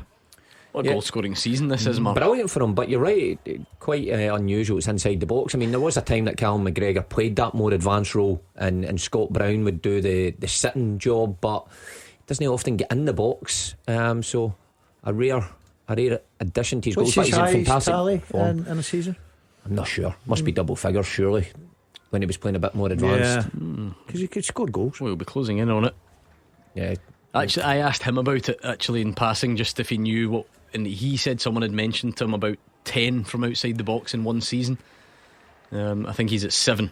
But anyway, like we mentioned, this one appears to be inside today, so we'll have to wait for that tally to rise. And as things stand, a bit early for that type of discussion, but Celtic would move 16 points clear at the top this afternoon. Well, you know, the demands of playing for Celtic and Rangers, and Mark and Gordon don't need to be told about those demands. The demands are the same on Celtic as they are on Rangers, and if you're a goal up against Dundee United with 1 win in their last 5 games, if you're a goal up against Dundee United at home, you are expected to go on and take all 3 points. Impressive stuff from Kilmarnock. It is the most one-sided game that David Friel's seen in ages, he says. The Kilmarnock goalie Kieran O'Hara hasn't touched the ball. Now, that's the type of report you would expect from Celtic Park, as an example, or games of that disparity, but you wouldn't necessarily expect it between Killie and St Johnstone. So Derek McInnes' side really enjoying their start to this one. But St Johnstone's thing is the late goal. Since Balakari came in, they made a habit of that. Yeah, Bozo McCulloch has done a couple, hasn't he? He's got one against Motherwell, one against St Mirren. So Kelly would be looking, Gordon, to turn that dominance into a bit of a cushion. Especially at home. I've fancied Kilmarnock big time. I know it's only 1-0, but they're dominating the game. They're the team that looks like they're going to score the next goal. St Johnstone have had a good wee run. You expect that, but they're not good enough to keep it up consistently. That is the problem. That's why they're bottom of the league and they're 5 points adrift just now. Get the number punched into the phone, Thistle fans. You know the drill. Raith Rovers 2, Partick Thistle 0. There was real anger on the phones last week. I don't think it's going to go anywhere. Finlay Pollock's got his second, and that is turning into a bad afternoon for Partick Thistle. Their only saving grace is that Queen's Park are also losing, and they are the team immediately behind Partick. The cup result means nothing if the following week you're not making any progress in the league. Well, I'll only say one thing, Hugh. If anything happens to the manager and assistant manager, I hope all the staff go with them. That's that, and I would I'd admire most of them. The under-12s coach is getting the bid just so that Mark Wilson can keep community side of the game.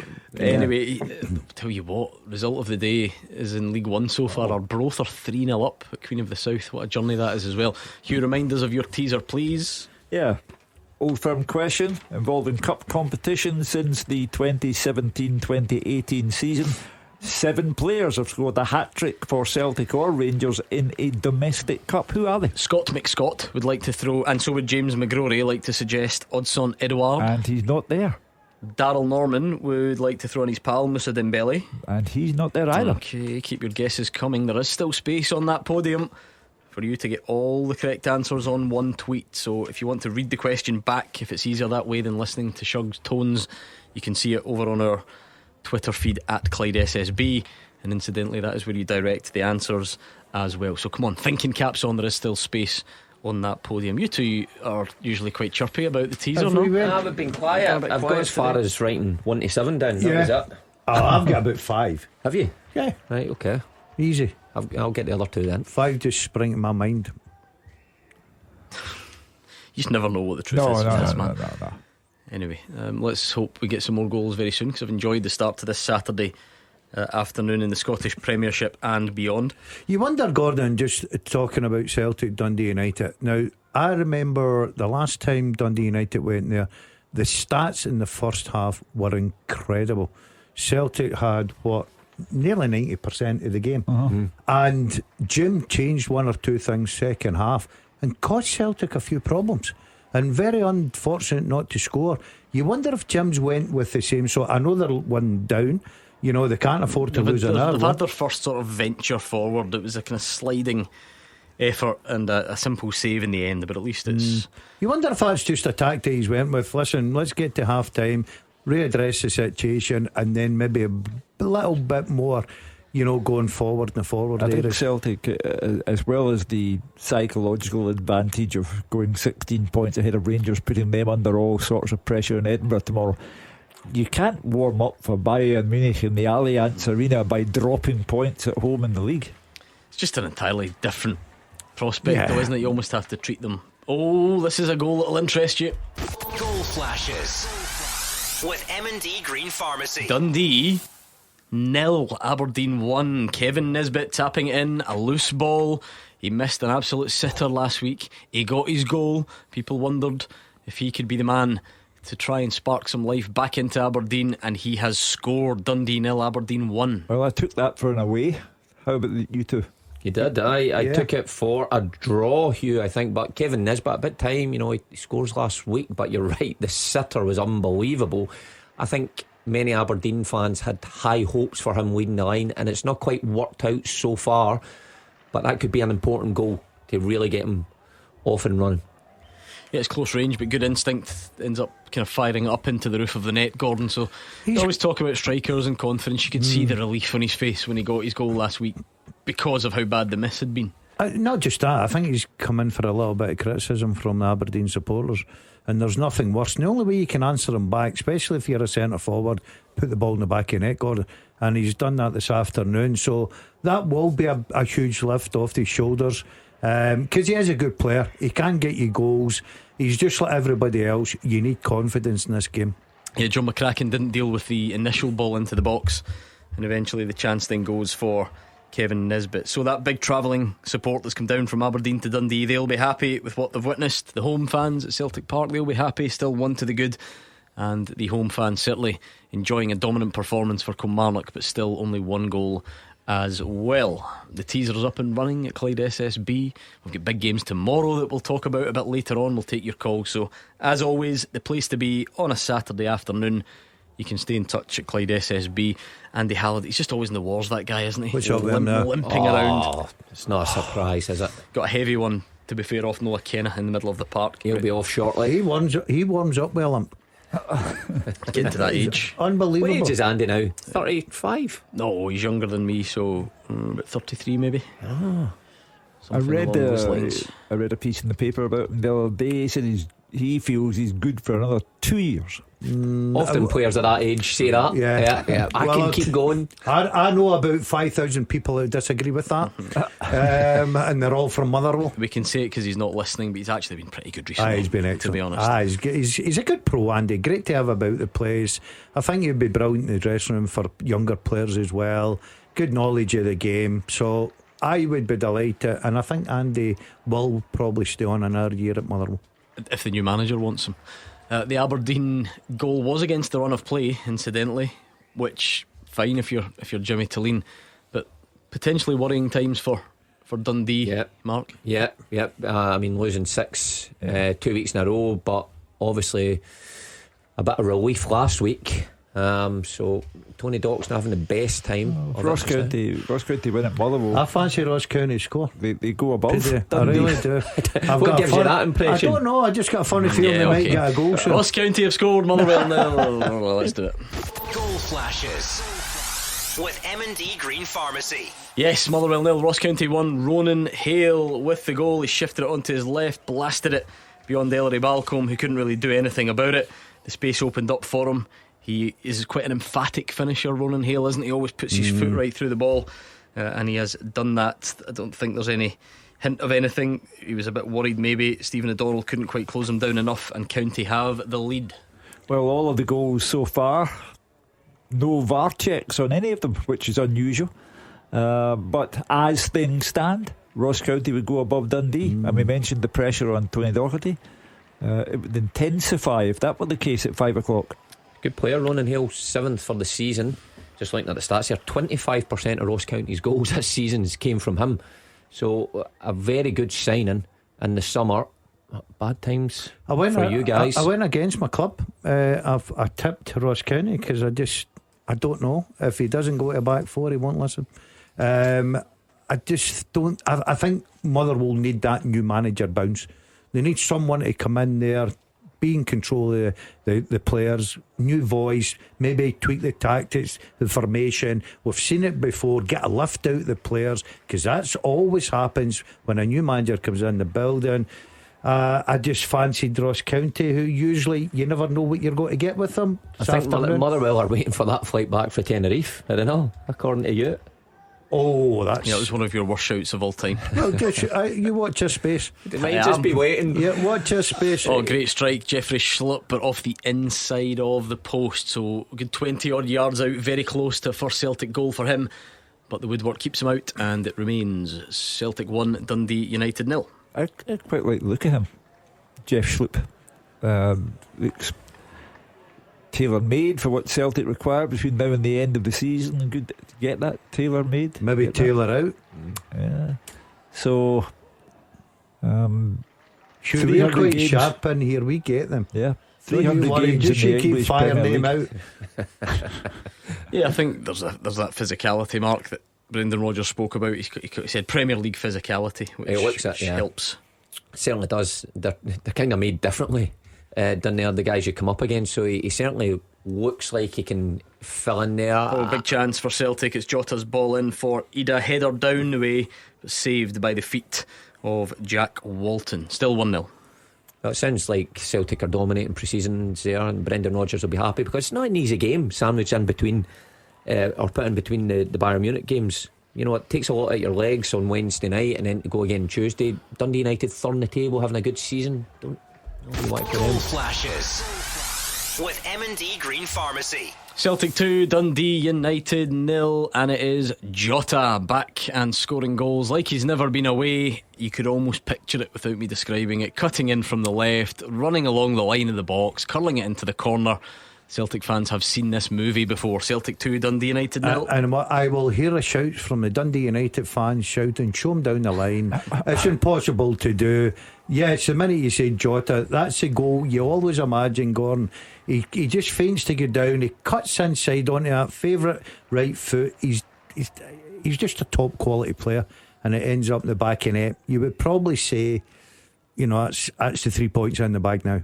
Well, Jota, you'd imagine, would get the hour and then save him for the Allianz Arena on Tuesday night, as Kuhn has been saved, as Dyson Maeda has been saved, and as the Dazzler said, if you're 2 up at home to a team who've won one of their last 5 games, then you really ought to have the point secure now. Mark, there was a couple of things surrounding the Jota signing where generally when players come back there's always that nervousness. Can they do it again, basically? Can they hit the heights? And then added into the mix the fact that he hasn't been playing a lot of football. He's had a tough couple of years, so he seems to have hit the ground running. He certainly has, but he's got unbelievable talent, so that obviously helps, but it never quite materialises second time round for whatever reason with players. But it's not affected him. You know, right back at it always helps when you get a goal in your debut or your second debut and you just feel comfortable around the place. I just think he's at a great age, Mark. Probably at that age where you've got the wee bit of experience, you've learned one or two things, you're coming back to a club you know so well. He's got bags of ability. It's just a case of tying up your boots, lacing up your boots, and on you go. The rest will take care of itself. I'm glad you think it's that straightforward. Well, it was. You very rarely see that. You're right about the age thing, that somebody goes away but comes back when they're still in their prime, or maybe to hit their prime. So Celtic managed that deal very, very well, but it's still up to the player to go and entertain and have an end product. That's what I always say about Jota. He entertains, but he's got the end product.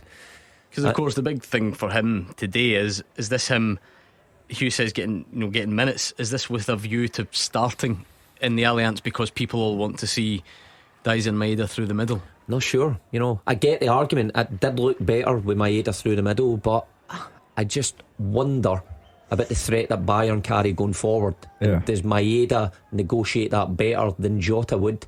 It's a big call for Brendan Rodgers. I guess the majority of the fans would like to see Jota on the left and Maeda through the middle, but Brendan Rodgers doesn't always think like a fan. He's got to think tactically.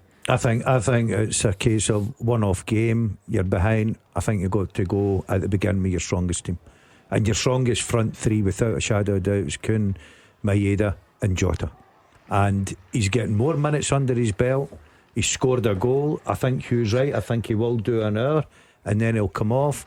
I think that Maeda through the middle gives him so much more. Brendan Rodgers said something yesterday about Bayern Munich.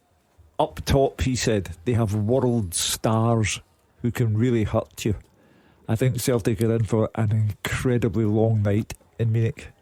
I think they really have to be careful with their approach to the game, because they have players who will score, and they could score a few. See, the reason I say Maeda away from home is simple for me, right?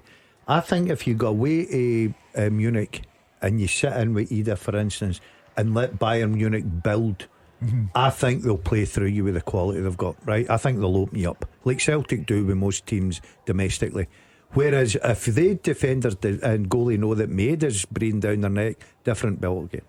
Goal flashes with M&D Green Pharmacy. A huge goal at the top of the Championship. It's Falkirk 0, Ayr 2, and it's George Oakley. Conor McLennan's shot hit the post.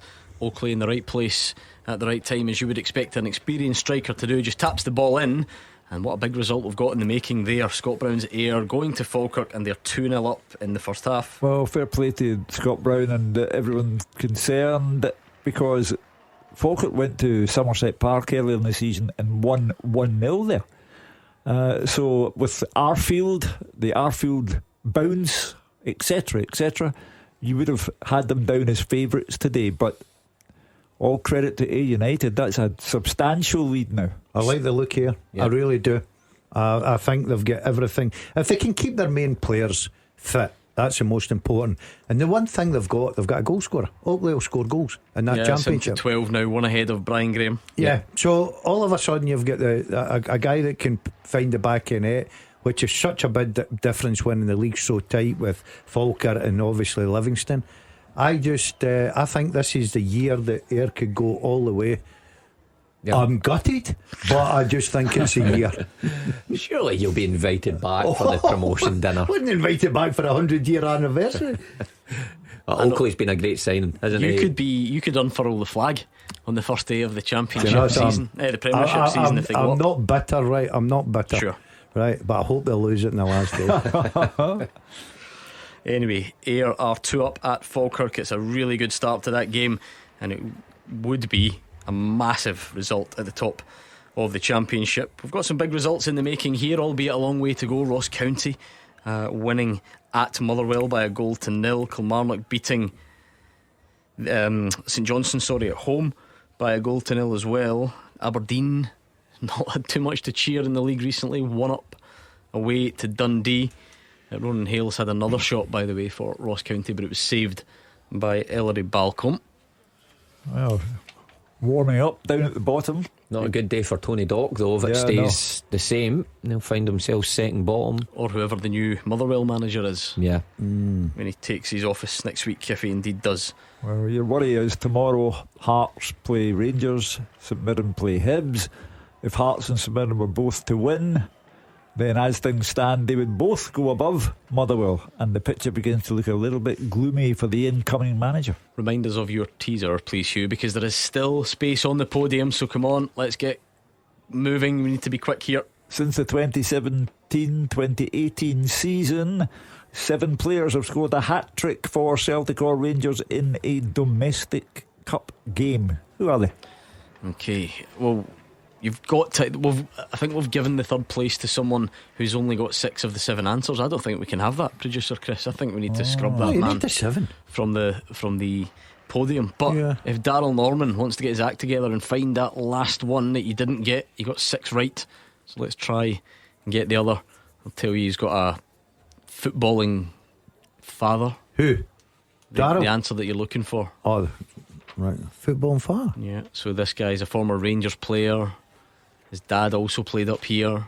For Rangers? Played down the road. No, his dad didn't play for Rangers. His dad played for Aberdeen. Oh, I know who it is. Okay. Do you? We'll leave it there. Celtic dominant, as you would expect. Still 2 goals to the good. Ball won't really fall for Dundee. They're piling on the pressure. Jordan McGee looking for a half volley there, but it flies wide in the end. Stirling Albion have equalised against Forfar, if you're interested, down the leagues. So we're in the final stages of the first halves. I think what we might have to do, Hugh, is just round it off, because it's going to be a very busy half-time picture here with all these games. So let's take a look at this. The first half teaser with the scottishsun.co.uk/football for the best football news and opinion online.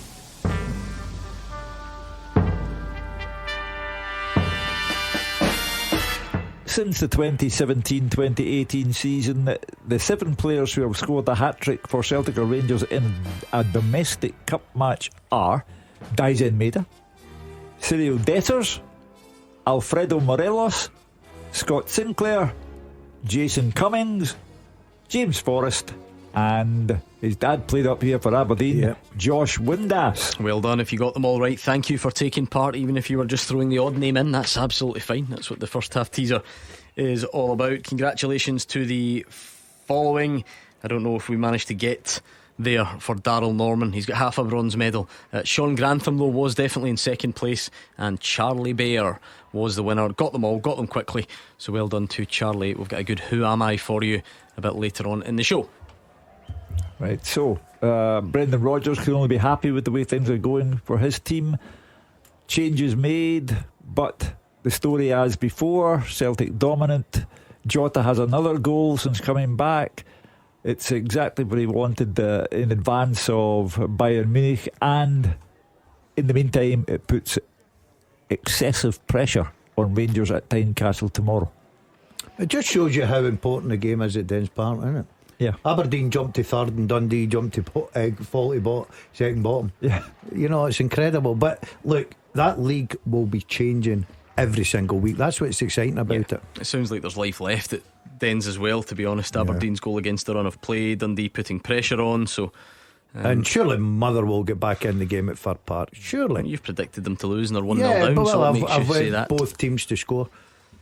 You know, I think the Motherwell situation with a new manager coming in is an awkward one for the backroom staff. You know, usually when a manager gets sacked and they clear the decks of everyone, then that's fine. A new manager brings in his staff. But if you're Stevie Freo and you're Richard Foster and guys like that I don't think that'll happen. I think that most of the staff will stay. I could be wrong, will stay, yeah. Because look, it wasn't like the Motherwell board were going to sack the manager. Oh no, that's what I mean. That's what I'm saying. It's quite an unusual situation. Yeah, so what happens? I think. But if you were going into that job, you'd want to bring your own assistant. Half time at Celtic Park. Here's Gabriel. Celtic 2, Dundee United 0 at the interval. Goals from Callum McGregor and Jota have the hosts in total control. It was the captain who got the champions up and running in the 23rd minute. Lovely footwork from McGregor, driving into the box, tidy near post finish, and he's been brilliant in front of goal this season. It's his 8th of the campaign. He's heading towards his best ever goal scoring season. Jota got his goal about 12 minutes later. He's been bright all day on the left wing, his usual trickery and pace from out wide. He eventually beat his man on the inside, a trademark goal from the Portuguese you saw so many times in his previous spell, dribbling almost alongside the edge of the box after cutting in, and he just curled the ball inside the far post. Jeff Schlupp had a great strike that smacked the post from about 20 yards. He looks set to score his first Celtic goal. And Adam Ida has had 3 decent half chances. The best when Jota put the ball on his head, and the Irishman's downward header was impressively stopped by Jack Walton's feet. For the visitors, Alan Campbell's sliding effort was United's only foray forward. They've offered literally nothing else in the attacking half. It could be a long second half for Jim Goodwin's men, but for Brendan Rodgers, it has been straightforward. Expect changes in the second half with Bayern Munich coming up in a few days' time. They look set to go 16 points clear at the top of the league. Half time here at Celtic 2, Dundee United 0. So far so good for Brendan Rodgers. It's half time at Dens Park. Let's go to Dave Galloway. Dundee 0, Aberdeen 1 at the interval. Gordon, the home side with very much the better start. Larkesh set up Murray, whose low drive was saved by Doohan. He also dealt with Mulligan's effort from the edge of the box after a powerful surge forward. Mulligan had another chance from a similar distance but took an extra touch, and to the home fans' frustration, the chance was gone. And then Tiffany set up Larkesh. He went close with a shot into the side netting. Aberdeen, in all honesty, with a decent share of possession, a good share of possession, but posing very little threat. Then Palaversa found Keskinen. However, he could only shoot weakly at McCracken with the left foot. However, the Dons went ahead on 29 minutes. Ockel's ball into the box. Tober's shot wasn't dealt with by McCracken, and then Nisbet used some good predatory instincts. He pounced to shoot high into the net. Ockels went close to making it 2-0, but his low drive was brilliantly parried by McCracken. Then there was a really strong Dundee fight back. They piled on the pressure. It was really frantic stuff. The word stramash certainly springs to mind. Aberdeen getting bodies in the way to try and clear the danger. Eventually McGee sent a half volley just wide. It's well balanced. It's not a bad game at all, and it's Dundee 0, Aberdeen 1. Good game in the making there for Dave Galloway. What will happen in the second half? Motherwell, Ross County's reached the interval. Fraser? Yes, Motherwell 0, Ross County 1. County halfway to shaking things up. at the bottom. Motherwell with most of the ball, but County deserved to be ahead through a Ronan Hale goal. They've been more dangerous than Motherwell, who other than a Tony Watt shot that hit the post early on didn't look like scoring. There's only a couple of minutes gone when Noah Chilver's corner fell to Jonathan Tompkins, so he hooked it towards goal, then was scrambled away in front of goal, and that kind of set the tone for County looking really good in this game. 6 minutes, Tony Watt did really well in the box. He twisted and turned, made space for himself on his left hand side. His low left foot shot across the goalkeeper, hit the inside of the post, but fell fortunately for County back into Jordan Asima's arms. County had settled well though. Phillips and Hale combined well, ended up with Phillips having a shot straight at Balcombe. Noah Kenny then struck a shot well, 20 yards again straight at Balcombe. Although Motherwell had plenty of the ball, other than that Watt shot, they hadn't threatened County's goal. County happy to drop off, but the cautious approach by both sides made no chances really either end until the 32nd minute when the goal came for County. A really nice passing move outside the box, but County got a lucky break of the ball from a tackle, and it fell nicely to Ronan Hale. Really good touch, took onto his left hand side away from the defender and smashed the ball past Balcombe with his left foot at the near post. That was a real blow for Motherwell fans, really quiet. They did have a wee spell where they looked as if they might just get a wee chance. Lennon Miller tried to provide that spark, curling shot 25 yards out, curled too much, went a couple of yards wide. Armstrong then stabbed the ball over from 6 yards, but wasn't really even a half chance that Motherwell pressed for the equaliser. And then goal scorer Hale tested Balcombe once again. He struck the ball really well with his right foot. It was saved low down by the goalkeeper. A few boos from Motherwell fans at half time, but even they were a bit half-hearted. I think the fans are worried and they'll need to find something in attack. They've not threatened enough against the County side. Look very comfortable at the back so far and a real threat on the break. So Don Cowie will be a very happy manager. At Fir Park it's half time here. Motherwell 0, Ross County 1. There has been a late goal in the half at Falkirk, so is it game over or game on, Roger Hannah? It's very much game on, Gordon. Falkirk 1, Ayr United 2 at the break. Liam Henderson heading the Bairns back into it just seconds before Stephen McLean blew the half-time whistle. They'd really been struggling. They fell 2 goals down despite a bright start to the game. Luke Graham heading wide from the first real threat, a free kick on the right-hand side into the box, and the on-loan centre-half booming his header wide when he might well have put it in target. And he was made to pay for that 14 minutes when Ayr took the lead. Scott McMahon surging forward on the left-hand side of the box. He was shoved over. Referee Stephen McLean pointed straight to the spot of Stone Waller. And up stepped G Henderson. He missed his last spot kick at Hamilton a couple of weeks ago, but this time he went for power, smashing it past Falkirk goalkeeper Nicky Hogarth for his 7th goal of the season. Falkirk's response again was good. Ethan Ross into the box but crowded out, and the ball running into the hands of their goalkeeper Harry Stone. Ayr again on the break, always carrying a threat. It was a sliding challenge in the Bairns box by Paul Donaldson, the captain, on George Oakley. The ball dribbled past his own goalkeeper Hogarth and went just inches wide as it looked for all in the world. There was going to be an own goal scored. Ben Dempsey then freed Oakley for a short 18-yard shot straight at Nicky Hogarth moments later, but Falkirk still in the game at that stage. Ross heading over from a decent cross from Keelan Adams, but a second goal for Ayr after 38 minutes. Cole McKinnon still possession in midfield. Captain Dempsey surged forward to release McLennan in the box. His angle drive came back off the inside of the post, and there was Oakley reacting quickest to touch home his 12th goal of the season. It was almost 13 moments later, firing off target across the face of the goal from an angle on the right. That could have put the game out of sight, but Liam Henderson certainly brought it back to within Falkirk's grasp. Calvin Miller's corner on the right, deep to the back post. Henderson heading back across goal. Goalkeeper Harry Stone got a hand to it. He just couldn't keep it out. As you say, very much game on. At the break, Falkirk 1, Ayr United 2. And last but not least, Rugby Park with David Friel. Half time, Gordon Kilmarnock 1, St Johnstone 0. Impressive stuff from Kelly. They're on total control, and Liam Pulver's sublime goal has put them ahead. The midfielder doesn't score many, but showed superb composure to beat Andy Fisher with a lovely dink to finish. Kelly have been excellent, as I said. Derek McKinnon's only criticism will be that they haven't scored more goals. His team are on a mission from the start. They pinned St Johnstone back. Loads of corners early on. Brad Lyons headed wide from one. St Johnstone are trying to play out from the back, trying to build from the back, but the Kelly players weren't giving them a second, and the pressure paid off, and Liam Pulver put them ahead in 9 minutes. He won the ball on the edge of the box, played a really nice 1-2 with Bobby Wales, and then sent a lovely chipped finish over Andy Fisher. Kelly pushed for more goals after that. Joe Wright should have connected with a header from a corner. Bobby Wales then sent a brilliant effort just wide, must have been inches. Kelly played some nice football. Fraser Murray, an absolute standout on the left wing. He ran down the line just before half time, picked out Marley Watkins with a terrific cross, but the striker's header hit the bar. St Johnstone have offered very little in attack. Sam Curtis did have an effort saved, but Kieran O'Hara, the Kelly keeper, has been a spectator for most of the half, and with Ross County winning, St Johnstone are going to have to up their game very, very quickly. Half time, Kilmarnock 1, St Johnstone 0. The fastest goals, the expert opinions. This is Clyde 1 Super Scoreboard. It is half time in the 3 o'clocks around the country. It's been a lively afternoon so far, so let's do a roundup of those half time scores as things stand in the Premiership. Celtic 2, Dundee United 0, Dundee 0, Aberdeen 1, Kilmarnock 1, St Johnstone 0 and Motherwell 0, Ross County 1. In the Championship, Falkirk 1, Ayr United 2, Morton 1, Airdrie 1, Livingston 0, Dunfermline 0, Queen's Park 0, Hamilton Accies 2 and Raith Rovers 2, Partick Thistle 0. In League 1, Alloa 2, Kelty Hearts 0, Cove Rangers 2, Annan 1, Dumbarton 2, Montrose 2, Queen of the South 0, Arbroath 3. In League 2, East Fife 0, Bonnyrigg Rose 1, Edinburgh City 2, the Spartans 0, Peterhead 1, Clyde 1, Stirling Albion 1, Forfar 1 and Stranraer 0, Elgin City 0. The English Premier League, very quickly, it is a full-time Leicester 0, Arsenal 2.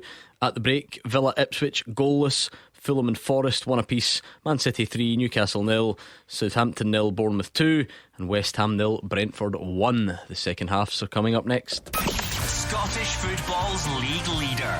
This is Clyde One Super Scoreboard. Clyde One Super Scoreboard Podcast with Lookers Audi. Book a test drive for the fully electric range today. Head online for details. Guys, it's Roberta's last day, so can everyone chuck in a couple of quid towards her cake? Oh, do you not think she deserves better than a kid's cake from the corner shop? She's worked at your office for 49 years. Give her a proper send-off. Just use PayPal to pool money together. Right. I know. Then we'll get a 5-tier cake, a karaoke machine and a giant piñata. Don't just pay. PayPal. A PayPal account is required to create a pool. Pools are free to create. Terms and limitations apply. Join me, Gemma Atkinson, for Series 2 of my podcast, The Overshare. You know, you only get one life to live, and who wants to waste it all just being at home sad, miserable and lonely when there's so many other people out there that you can enjoy it with. Join me and my guests as we overshare about the jaw-dropping, shocking, hilariously funny and tear-jerking times. So then I went a little bit FBI, started doing a bit of internet stalking, and I found out that he was married the whole time. Real-life stories from real people. Listen now on the Rayo app. No one knows your Mini like Mini does, so why insure your car with anyone else? Mini Flex Car Insurance is a flexible monthly subscription policy designed for your Mini. There's no interest, no deposit and no hidden fees. And if your Mini needs any TLC, you can treat it right by choosing a Mini-approved body shop. For flexibility and peace of mind, search Mini Flex Car Insurance. Insurance available through Risk Transfer Limited. Terms and conditions, exclusions and further eligibility apply. Guys, it's Roberta's last day, so can everyone chuck in a couple of quid towards her cake? Oh, do you not think she deserves better than a kid's cake from the corner shop? She's worked at your office for 49 years. Give her a proper send-off. Just use PayPal to pool money together. Right. I know. Then we'll get a 5-tier cake, a karaoke machine and a giant piñata. Don't just pay. PayPal. A PayPal account is required to create a pool. Pools are free to create. Terms and limitations apply. Scottish football's league leader. This is Clyde One Super Scoreboard. Mark Wilson, Hugh Keevins and Gordon Dalziel are strapped in for the second half because we're actually underway already. We've had busy half-time interval which has taken us up nicely to the start of the second halves, so let's do it. Clyde One Super Scoreboard Goal Flashes with M&D Green Pharmacy. Get your essential medicines and vaccines before you head off on holiday. Well, Hugh, there's intrigue everywhere. We thought there would be intrigue. Yeah. And there's still a storyline brewing at Celtic because they're going to go 16 points clear. But we think that one's probably done and dusted unless Dundee United have got something special in them and all the other games tight as you would like them to be. Interesting thing at Celtic as ever will be what changes will Brendan Rodgers make with Bayern Munich in mind. Dundee, the loss of a goal to Aberdeen, not necessarily the end of the world for Dundee today, but it will feel like that if you don't get one back, because they'll slip further down the league table, and Ross County, already in front at Motherwell, at the moment go above Dundee. So worrying time for Tony Docherty. Derek McInnes doing what he had to do, getting in front against St Johnstone, but beware the late goal that St Johnstone can come up with. So, and of course, the Championship. Major goal for Falkirk right at the death in the first half. I would think that would give them immense boost in the second half. They've actually made a change at the break, Falkirk as well. Barney Stewart for Gary Oliver. No changes for Celtic or Dundee United. No changes anywhere else, actually. So everyone's fairly content with what they saw in the first half, at least in personnel wise. That's a lie. Dundee, Palmer Holden on for Scott Tiffany. So even more of a physical presence up top for Dundee. I'll tell you what, let's leave as long as we can for this, Hugh, because it's a nice one today. Cappuccino for Kristen. Oh, sorry, mate, I've forgotten my card. Alright, of course you have. Third time this week, just saying.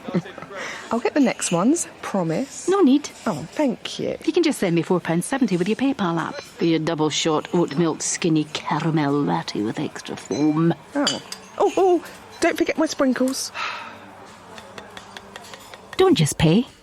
PayPal. A PayPal account is required to send and receive money. Many things get better with age, but who'd have thought the cost of Mini servicing would be one of them? With Mini personalised pricing, if your car is 3 years or older, you can save up to 40% on the RRP for genuine parts, depending on your Mini's age. That means you get expert care from Mini trained technicians for less than you might think. How's that for making you smile? The quality you expect at a price you wouldn't. Search Mini personalised pricing. Terms and conditions apply. Participating retailers only. The second half teaser. With the scottishsun.co.uk/football for the best football news and opinion online.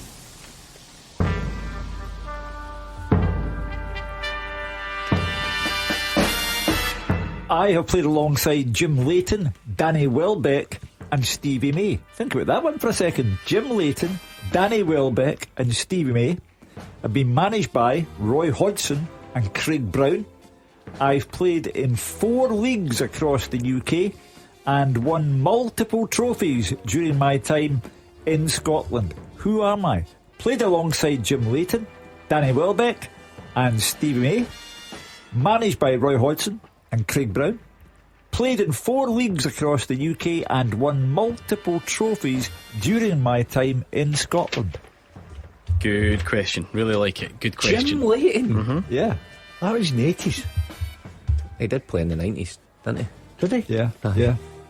But that's quite a but he's broad range here. His terrible moment at the start of the 90s when he played for Man U and Fergie dropped him for the Crystal Palace. Yeah, FA Cup replay. Is that the 90s? Yeah. At Clyde SSB, it's just one name this time. You need to get it quicker than everyone else, so fire it over. Let's see what you're capable of on there at Clyde SSB. And on the subject of Danny Welbeck, the mighty Seagulls. Oh, they were 3-0 versus Chelsea last night. You happy with that? I was texting my grandson in the Amex, and they were purring with delight. No wonder at the goal. What was the lad's name? Mitoma. Oh my goodness, what a touch. What did you see? Is he not leaving? No, I thought he was leaving the January window. Did you see the goal? No, I didn't. Go and watch the touch. It's incredible. Yeah. It just comes over his head and he just unbelievable. Why did you not see it? Where were you last night? I was busy watching one of my favourites at the Hydro, James Bond. Oh, come on. Beautiful. Oh, it was magnificent. Rock and roll life you live. I'd rather watch Elton John sit there at a piano. Have you never seen his documentary? I don't. I know a joke. Brilliant. Look, they tell me he's a real funny guy. He is. He is. But some good tunes in there. We all do things romantically for Valentine. I was away, went myself, sat down, watched Bridget Jones. You're kidding on. No. You spent Valentine's Day on your own watching Bridget Jones. No, something about the boy or something. Mad about the boy, Bridget Jones. Oh, it's tragic. Beautiful. I do feel bad for you. Yeah. I should have invited you along to James Bond. You could no, have I was quite happy with Bridget. Bridget Jones. Is that the first time you've seen it? I've seen most of them, yeah. Oh, so it's not the first time you've seen it then? No, this is a new one. It's out. Was there a new one? Yeah, hold on a second. No. You went to the cinema? Yeah. No, you didn't. I don't believe that. I thought you meant you watched Bridget Jones, the original one in the house. The new one's called Mad About the Boy. Sorry, and I didn't know everybody wants to go and see it. I thought, being a single guy, you went on your own last night. I'll get a wee pick and that. mix. Nope. I'll get my wee Diet Pepsi. Sit By the way, down I see there. you thinking Valentine's Day, single guy going to the cinema, go see a romantic. You never know. You might pick up a fallout.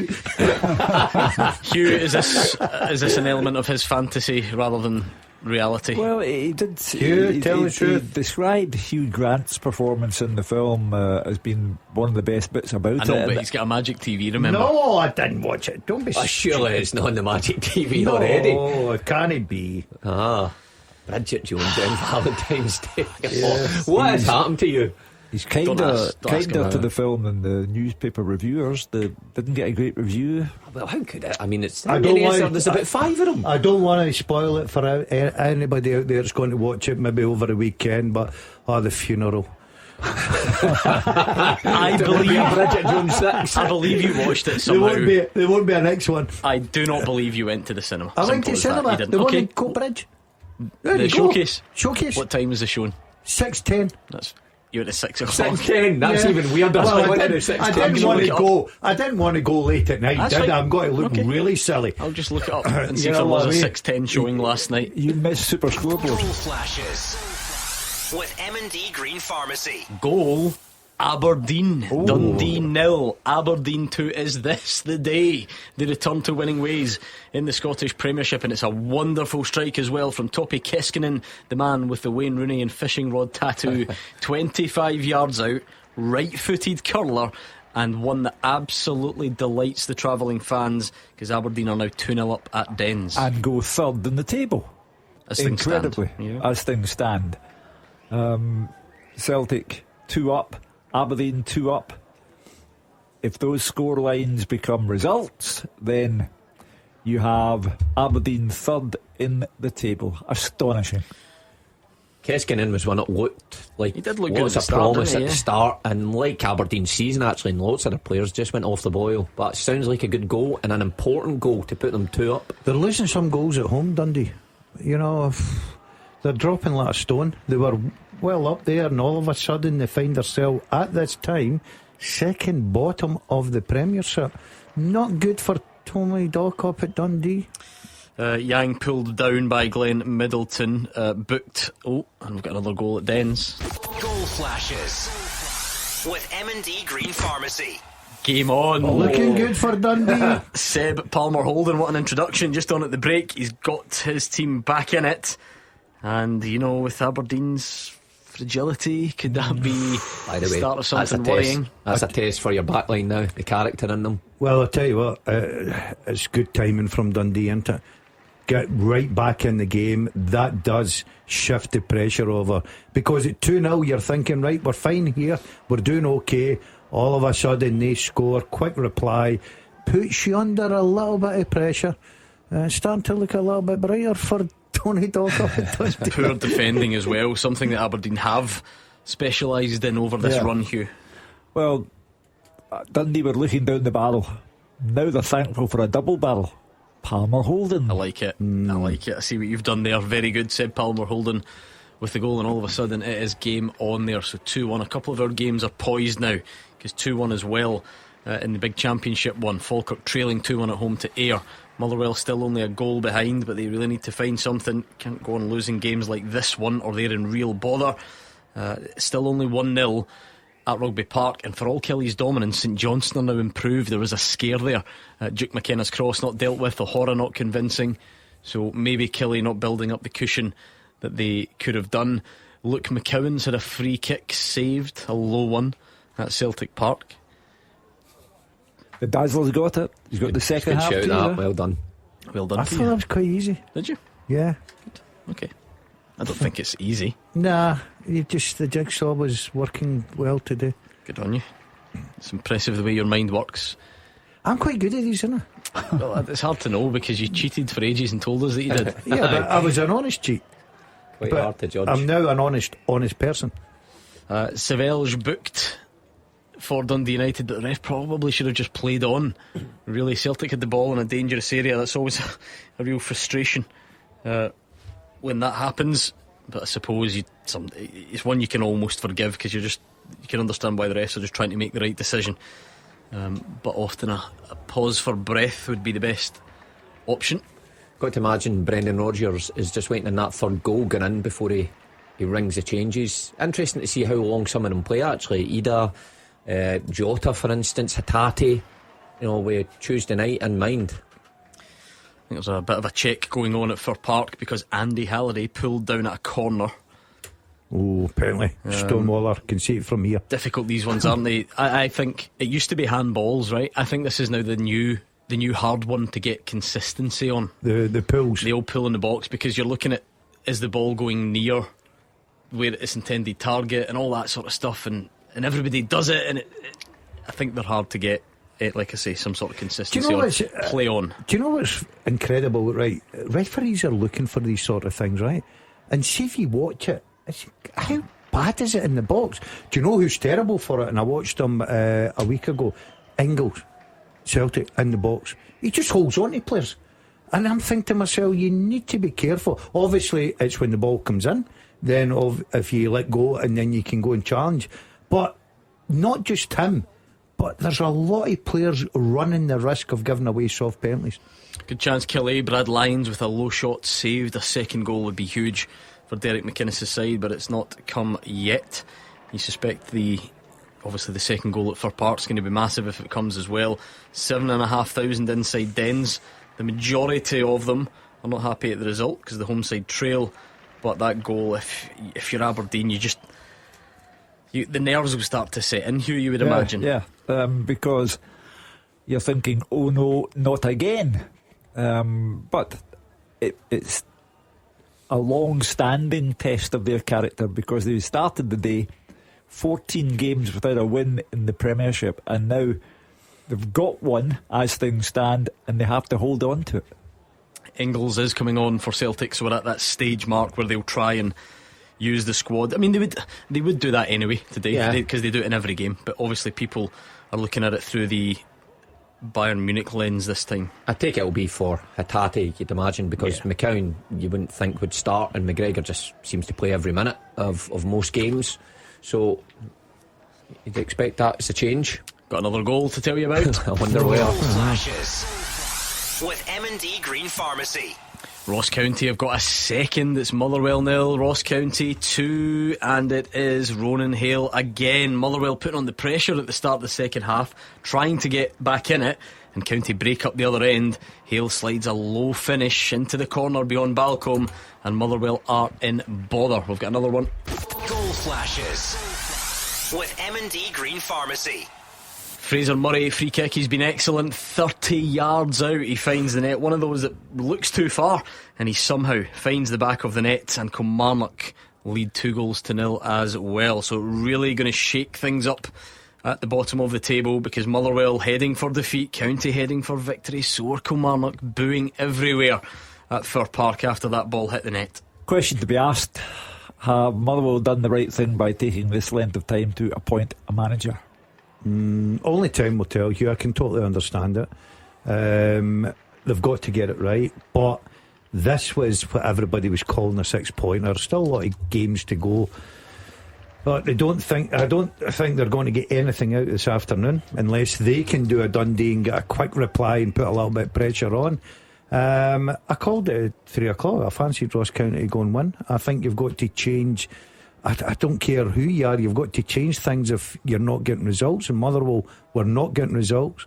I was delighted when I heard Fraser maybe saying that it could have been a back four. Now we've found out, listen, it is a back three is normal.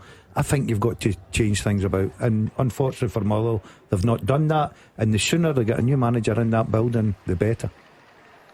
It's a big goal for Ross County. Brilliant for Ross County, because obviously it takes them up to 29 points just in the coattails St Mirren, Hearts and Motherwell, only a couple of points. I mistakenly said Motherwell in the bottom half of the table at the start of the show, but puts them there. Well, it pretty much does. That's the thing, I wasn't disagreeing with the sentiment.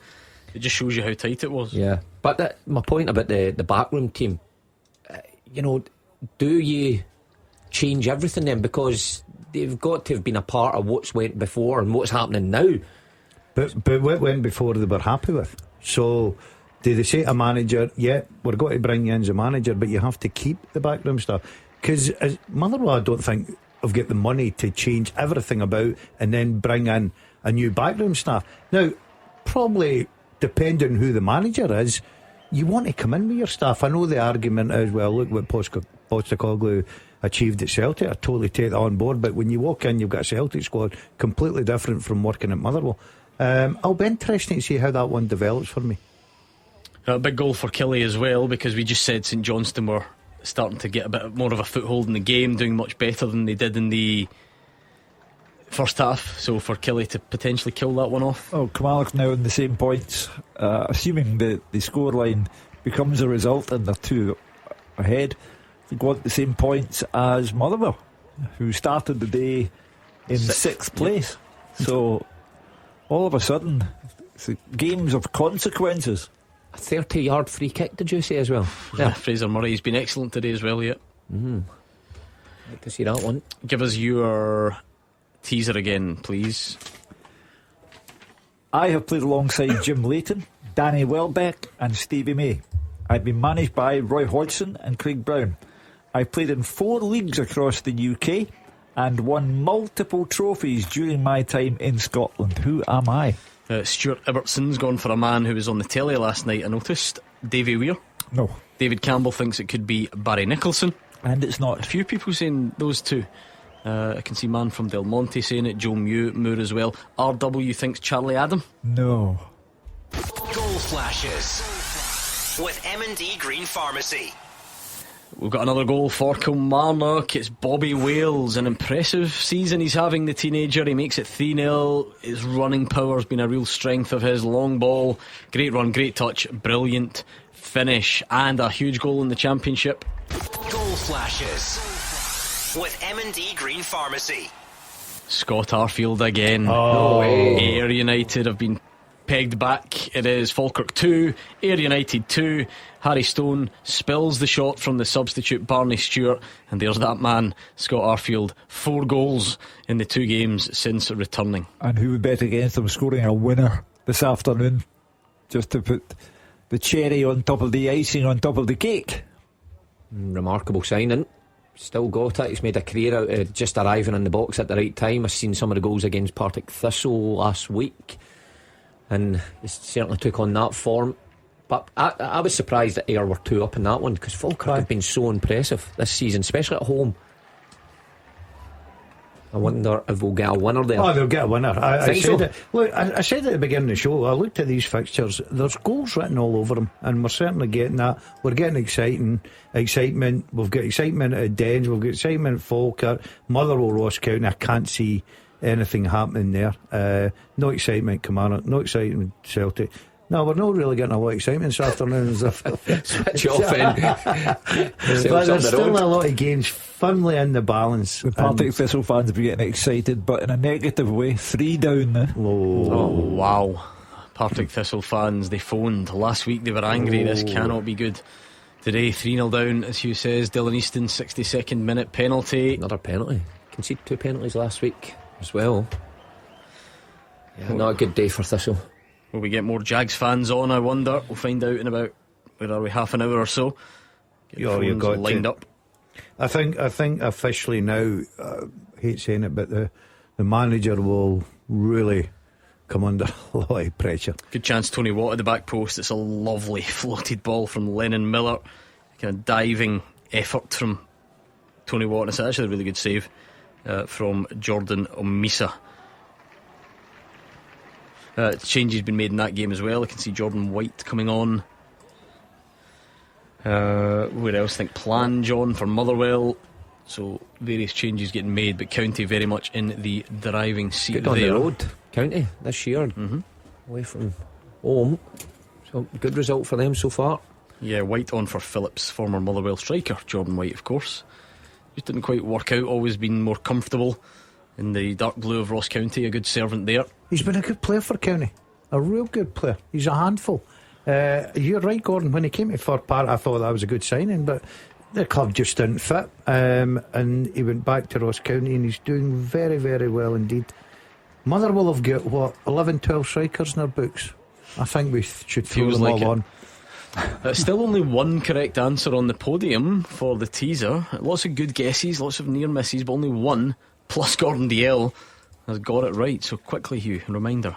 I have played alongside Jim Layton, Danny Welbeck and Stevie May. I have been managed by Roy Hodgson and Craig Brown. I've played in 4 leagues across the UK and won multiple trophies during my time in Scotland. Who am I? Come on, only one person's got that right. I know we've got more in us than that at Clyde SSB. It's the old thing with Celtic's opponents, isn't it? You know, you're 2 down to Celtic. They bring on the most expensive player in the club's history, Arnott Engels, and the Duracell bunny at the same time. Motherwell must be wondering what they need to do. That's an outstanding save from Jordan Amisa from Planche, who's just on a header. It was going right in the top corner, and it's a properly top drawer save from the Ross County keeper. So still 2-0 at Fir Park. Morton won Airdrie 2. Don't get many Airdrie League wins these days, but they have picked up in recent times. Rico Diak on loan from Partick Thistle. Could be doing with him. Exactly. Why was he allowed out the door? Well, especially today when Brian Graham's suspended. Yeah. Who's leading the line in his absence again? I think it's Terry Abaladi. Oh yeah, of course, aye. That makes sense. Right, what else have we got? Any late drama brewing? We're still a bit off that, but Kilmarnock, what an afternoon for them so far, cruising. Yeah, terrific. You know, Simo Valakari promised rock and roll football last week. It didn't materialise, but he did get a win.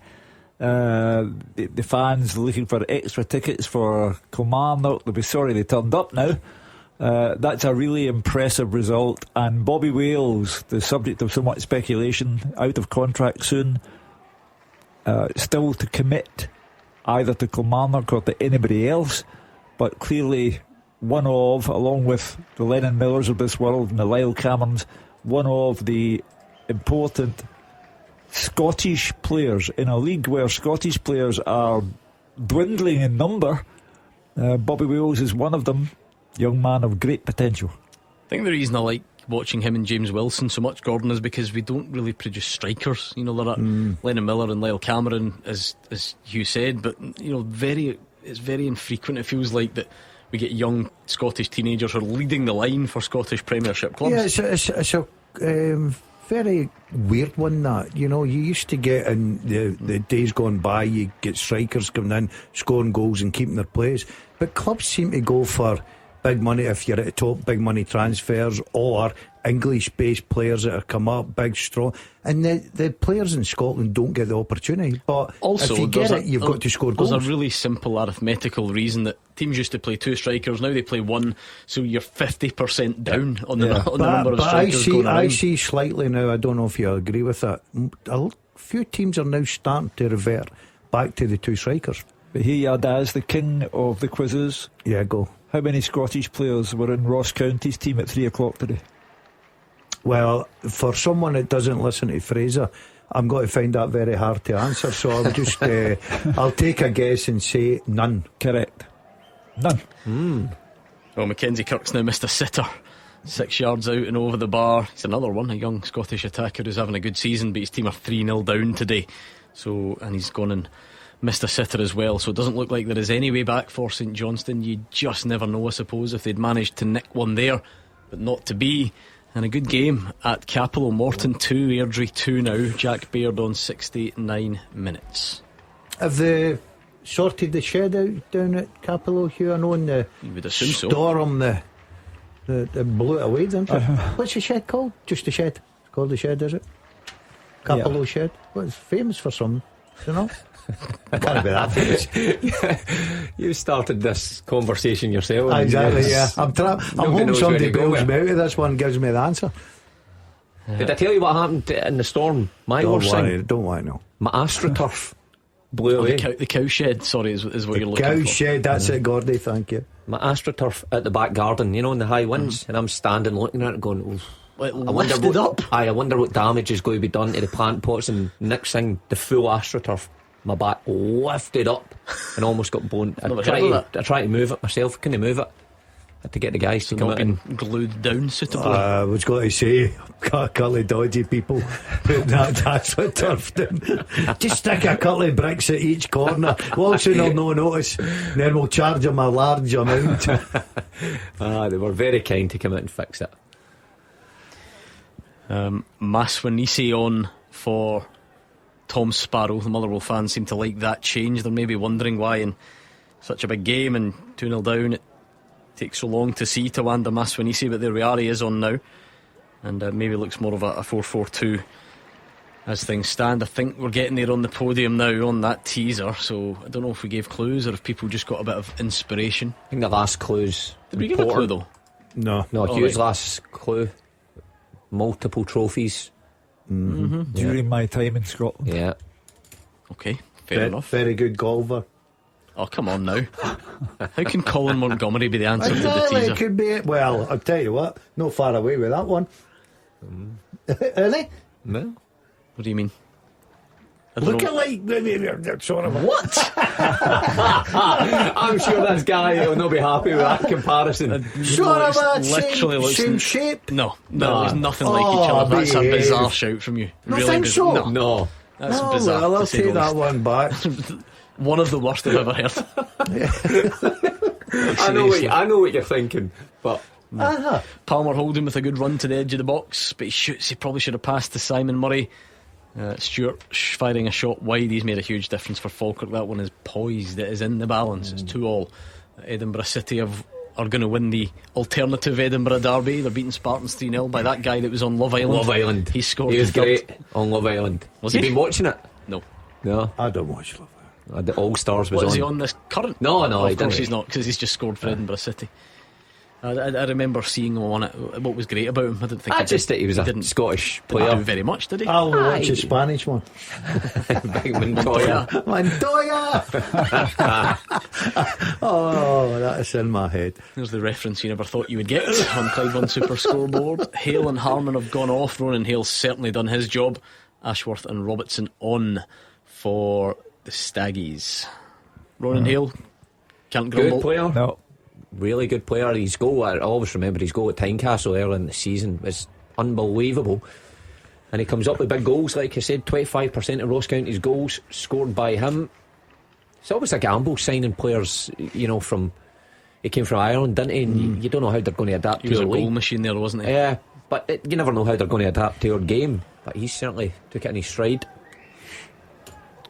Anyway, Celtic just very much going, not quite going through the motions. It maybe sounds a bit harsh, but it's all very routine. Hugh, you get 2-0 up, and if there's ever a time in your schedule when you can afford to not have to really strain yourself, it would be when you're potentially 16 points clear and you're sandwiched in between two games against Bayern Munich. Yeah, I think that's a competent professional performance from Celtic.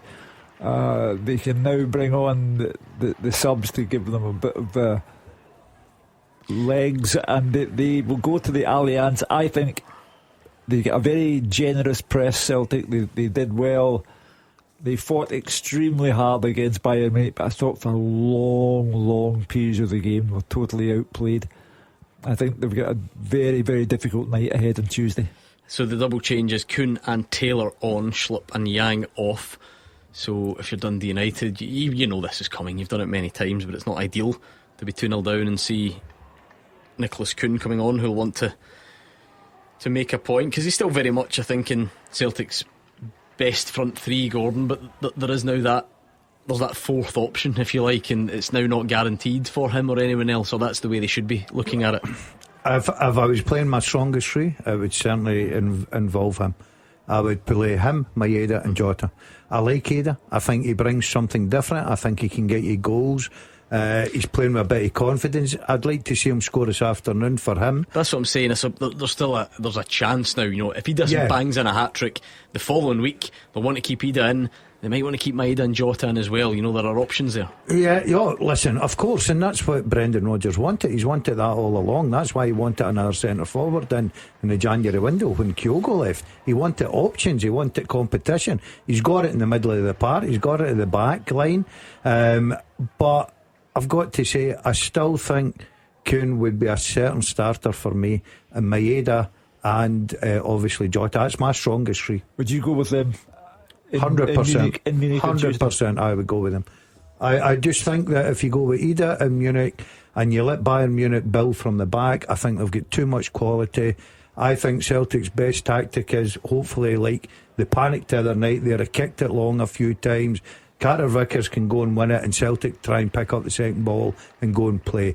I totally agree with you, Hugh. It's a massive ask because first half, I don't think Celtic were put to the sword, but first half I thought they were excellent. Their movement was absolutely brilliant, and yet Celtic almost got away with it. You know, it was only an unfortunate break of the ball that leads to the first goal for Bayern. But that's where you've got to give credit to Celtic. I thought Celtic could have, and this is why I think they've been so good in Europe. And people say about learning, I think Celtic have learned, because you look at, they could have went to Atalanta, especially after the doing against Dortmund, and really froze. They defended brilliantly. They went to Villa 2-0 down, get back in it, showed great. Okay, they didn't win the game. They obviously the other night there, that tie could have been away from them, no doubt about it. They dug deep, and then near the end of the game, they managed to rattle. I thought they were excellent. What else is doing? I can see the other Edinburgh derby is a bit of a whitewash. It's Edinburgh City 4, Spartans 0, Cove 3, Annan 1. So goals going in all around the place. We've had a very small lull in the Scottish Premiership. As we said, Celtic have pretty much done their job. It's going to take something special for Ross County to not win at Fir Park. They're 2-0 up. The drama's at Falkirk, surely, but also at Dens Park, because there's the scope there for a Dundee equaliser, and also scope for Aberdeen to seal the deal and get a third goal. But the only two places where there's an ongoing interest, Falkirk and Dundee. I think if you're an Aberdeen player, those bad memories every week, conceding time and time again, when you're getting into the last 15 minutes, looking at that clock, taking an awful long time to tick down. So that'll be a nervy end, I think, for those Aberdeen players. But I'll tell you a lot about them. If they can manage to get over the line, then I'm pretty sure that will be a corner turn for them. You think so? I think so. I think they need something like this, a gritty win that, they have to dig in and just get the job done. Obviously Jimmy Thielen would have liked an easy 3-0 victory, but it tells you an awful lot about your players if they manage to get the job done this afternoon in that environment. Right, where are we? Another sub for Motherwell. 78 gone. Nicholson on for Slattery, probably the last throw of the dice. Clyde are level, Peterhead 2, Clyde 2. Ray Grant with the goal on 79. Peter's boy indeed. Dundee United put on Louis Moult for Sam Dalby a while ago, just to try and get something. Sam Dalby's been in great goal scoring form obviously this season, but doing it at Celtic Park tends to be a much harder task. He hasn't managed it. What can Louis Moult do? Does Peter's other boy play at Stranraer as well? Matthew, because he scored today as well. Which Matthew one? Grant? I'm not sure. Roger Hanna, someone will inform us. Just when you said he scored there, I thought two brothers scoring. Was Peter's other That's boy not his son? No, Peter? is that not his son? Yeah, the other Peter doesn't play anymore, I don't think. He used to play with Falkirk and so on. Right, anyway, Kasper Schmeichel hasn't had much to do today. Just collected a ball there and plays it out. Interesting, just the order of the subs. So Ida stays on, Jota comes off. Yeah, telling you everything you need to know. Is it maybe 100? Look, that a nod to you got Tuesday? it here first. I mean, about 10,000 people have said it. No, they haven't. Over the last couple of days. I don't think it's just you. Well, what was interesting about midweek, remember Maeda just played 3 games on the bounce because he was suspended. Nobody saw that coming at all, the appeal. Even Brendan Rodgers probably. I must admit, I think maybe because it's just a bit more unfamiliar to us. I didn't really know how it worked. I know that I'm used to the timing of how appeals go in Scotland and when they do and for what and so on, but it's kind of weird timing, I thought, of how you hear back so close to the game itself. I think it was quite clever on Celtic's part not to say we are going to appeal, because then you get everyone's hopes built up, and if the appeal is thrown out, deflation that close to the tie. But do it, say nothing, and then when you win it, look, Maeda can play. I actually was surprised that there was so little said about it. I think because the story that night was Celtic securing their playoff spot, so there wasn't the same analysis of the incident. Whereas otherwise I think there would have been, because I know you could still clearly argue there was a bit of a kick out, but I certainly felt it was much more debatable than the way we treated it, because no one really debated it. It just kind of went, oh well, move on, and Celtic go through. And then it was apparently the use of the word assault in the referee's report that allowed Celtic's legal team to say, assault? Really? And UEFA have had a look and decided that's not assault. Yeah, because they were both kind of nibbling away at each other, weren't they? If you then run the VAR from the moment that only Maeda sort of, kicks out at the end, it definitely looks like a red, no doubt about it. I think if you took that full incident, harsh, I thought at the time, I did say that, but I think you're right, Gordon. Nobody really batted an eyelid. It was only when you then start thinking, right, there's another game upcoming here, and you're losing such an influential player. I think there are so many games that you automatically take your eye off it, because no sooner is the young boys game over and done with than Celtic have some pressing league match to play, and then there's another European tie, and then another league match, and you simply get caught up, and it dawns on no one to say, did Celtic not appeal that? Garza on for Larkish as Dundee look for the equaliser at home to Aberdeen. Is that the one you're looking at for a bit of a nervy finish, Hugh? Well, I'm not there, and I don't know how nervy Aberdeen are looking, but it's certainly got the scope for belated development. Likewise at the Falkirk Stadium, 2-1, 2-2 rather. There's scope there for both teams. I just happen to think that Falkirk. You think Falkirk will get the goal? I think. Remember, there's no VAR there, so there's only. And I think Arfield scores the winner. Let's go for a sort of 5-minute warning on the teaser, please, Hugh. I have played alongside Jim Layton, Danny Welbeck and Stevie May. I have been managed by Roy Hodgson and Craig Brown. I've played in 4 leagues across the UK and won multiple trophies during my time in Scotland. Who am I? It's a really good question, this. Scott McDougall thought Brian McClare. No. Jamie Dock thought Stephen Presley. Nope. Kyle thought Craig Burley. Nope. So many different answers. Loads of people thought Craig Burley, incidentally. A few Brian McClare shouts. Danielle Lynn thought Kenny Miller. No. James McGrory would like to suggest Michael Stewart. No. Okay, keep those guesses coming then. Don't think Michael won multiple trophies somehow.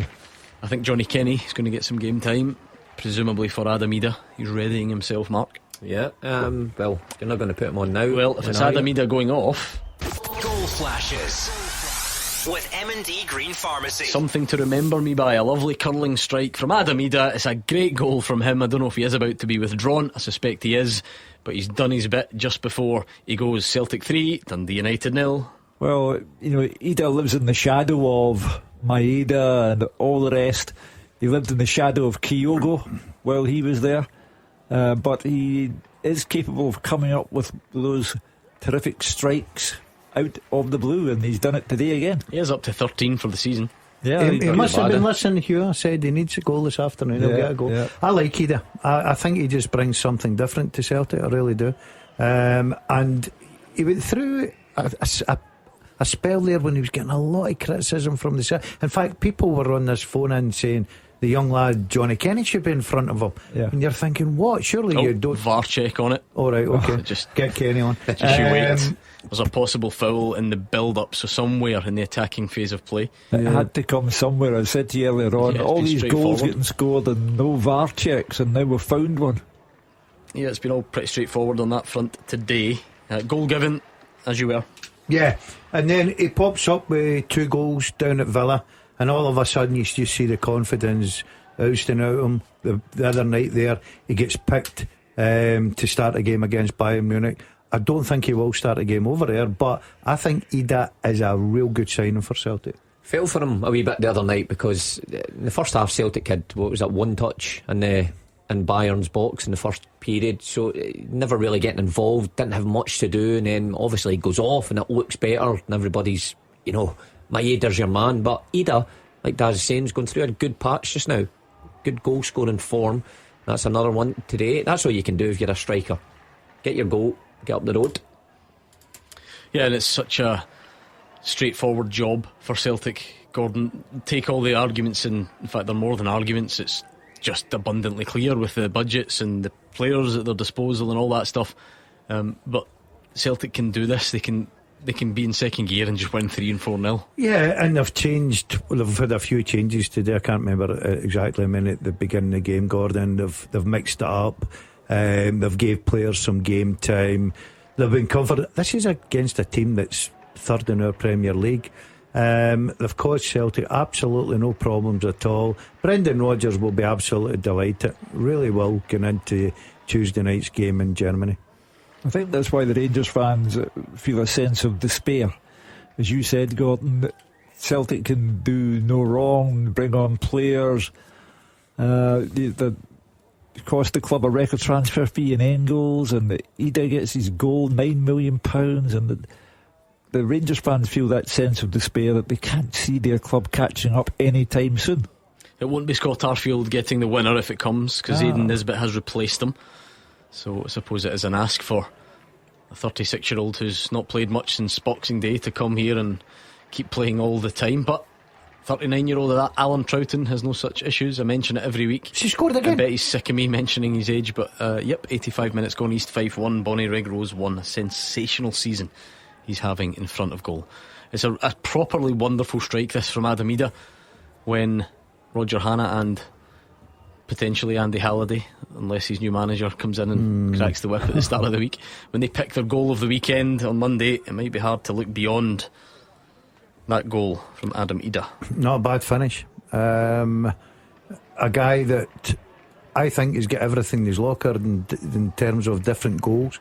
He can get the headers in there, he's good at that, but I tell you what, he takes that on his right foot and he curls that beyond the goalkeeper. Absolutely no chance. Great finish. Great way to finish your day. Nothing better than a striker scoring the goal and you see your number getting held up. Wonderful. That. Absolutely. That is it, though. Wonderful. Your 30 seconds away mark from this, probably feeling like quite a not disappointing day, because Celtic were still going to win the game, but he probably personally would have felt quite deflated, because that's what you're judged on as a striker. It doesn't matter how good your link-up play is and all the other parts. If that's another game goes by and he's not scored at home, you're right, people say he didn't score again, but there you are. Got another one of these. Goal flashes with M&D Green Pharmacy. Ross County 3 up at Fir Park. The fans are heading for the exits. That is a stinker for Motherwell Gordon Dalziel. Yeah, it's massive. I think they took a little bit of a gamble to try and get the right manager in. We'll have to see if that is the case, because that was a big game. I thought when obviously Kettlewell left, I know that they sprung it on him. He sprung it on them. I thought they'd have tried to move quickly, get the man in, give him a right few days, because at home, with the Motherwell back in against Ross County, it'd have been a great start to up and running, get 3 points, make the club feel good again. They've waited, they've taken the gamble. I totally understand it, I'm not against it, but it's backfired big time on them. To be fair though, I mean, that there's more to it than that as well, isn't there? Just if you had a new manager in, you might not do any better today. Well, if you'd have they had 2 weeks, didn't they? If they'd have got him in after a week, it gives them 4 or 5 days on the training ground. They weren't winning with the previous manager towards the end either. Yeah, but he could have changed things, Gordon. You've seen the new managers bounce before. He could have tweaked that to a 4. I'm not saying a back 4 would have guaranteed one, I'm not saying that, but he could have went to a 4. He could have changed personnel. He could have changed. We've seen it a million times when new managers walking in. Players get a lift thinking, right, okay, I wasn't playing every week under the old manager. This is a great opportunity to show the new one. All of a sudden there's a little bit of a different feel about the club. They've waited and they've paid the price. It's Conor Randall with the goal, 25 yards out. It's a low shot into the corner. It's by no means been a brilliant second half performance from Motherwell, Mark, but it just shows you when you get yourself in that type of scenario and you're 2-0 down, they probably have had the better of the second half. You're pushing, you're looking for a goal, and rather than you getting it, it goes from you having some sort of hope that you can get back into it in one strike from outside the box. It goes from that into like a pretty disastrous afternoon. Oh, without doubt. When it goes 3-0 at home, that is a disastrous afternoon. Look, they need to act quickly, I think, Motherwell, just for the certainty of the players and going forward, because you're starting to look down the table now. There was a period that everything was rosy and cup football was still there, semi-final at Hampden, and then all of a sudden you're looking towards the bottom of the table, and Ross County is the opposite. They're now looking up. Don Cowie, another fantastic result away from home. See if you're Motherwell right now, Gordon, who are you confident that you're better than? Right now, nobody. St Johnstone. Hold on. St Johnstone beat them twice in a row. Twice in a row in the last couple of weeks. You're looking down that league. Hearts are certainly going to rise. We know what you get with St Mirren. Not better than Hearts, not in a million years. You know what you're getting with St Mirren. Kilmarnock have showed today they're capable. Dundee maybe, and a slight, head to head. But I would see Ross County. We're talking about Motherwell. Well done, Ross County. I think their supporters must love supporting Ross County, because you never know what you're going to get. One week they're dreadful, next week I don't know what it was today. I had a feeling that Ross County could go to Fir Park and get a result, and they've certainly achieved that, and you've got to give them that. But you're right, Gordon, it's a big job whoever comes in.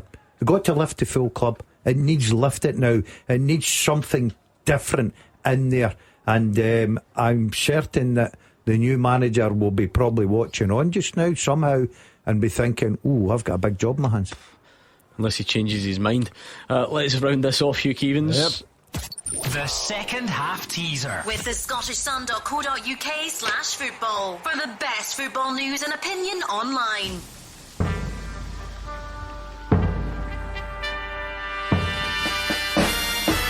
I have played alongside Jim Leighton, Danny Welbeck and Stevie May. I have been managed by Roy Hodgson and Craig Brown. I've played in 4 leagues across the UK and won multiple trophies during my time in Scotland. Who am I? I am the guy who shocked the world last Sunday. Callum Davidson. Callum Davidson, well done. If you got it right, and we eventually got there, it was a slow start that tricked you, but a few of you whooped in at the end. Joe Moore was in 3rd place, Matondo Prop in 2nd, and Scott Connie is the winner of the second half teaser. Well done to you all. We've got another one of these to tell you about. Yes, and it is a consolation, you would have to say, for St Johnstone. Graham Carey with a low finish, but it does make it Kilmarnock 3, St Johnstone 1. You're not anticipating anything manic there, are you? No, it's too little too late. Consolation only. No rock and roll stuff. No. There's nobody in the King's arms tonight. No rock and roll. It's going about James Blunt. You're not beginning carried around the James Kings. Blunt. Did you enjoy James Blunt last night? I love James Blunt. How many of his songs do you know? Oh, them all. Seriously? Everyone. Right, give us 2. 2? Apart from your beautiful 1973. See, that's the only 2 I would know. Right. What about... well, he played all his album. Again. You're not what about Wise Men? Nah. Say only fools rushing. That's Elvis. That's Elvis.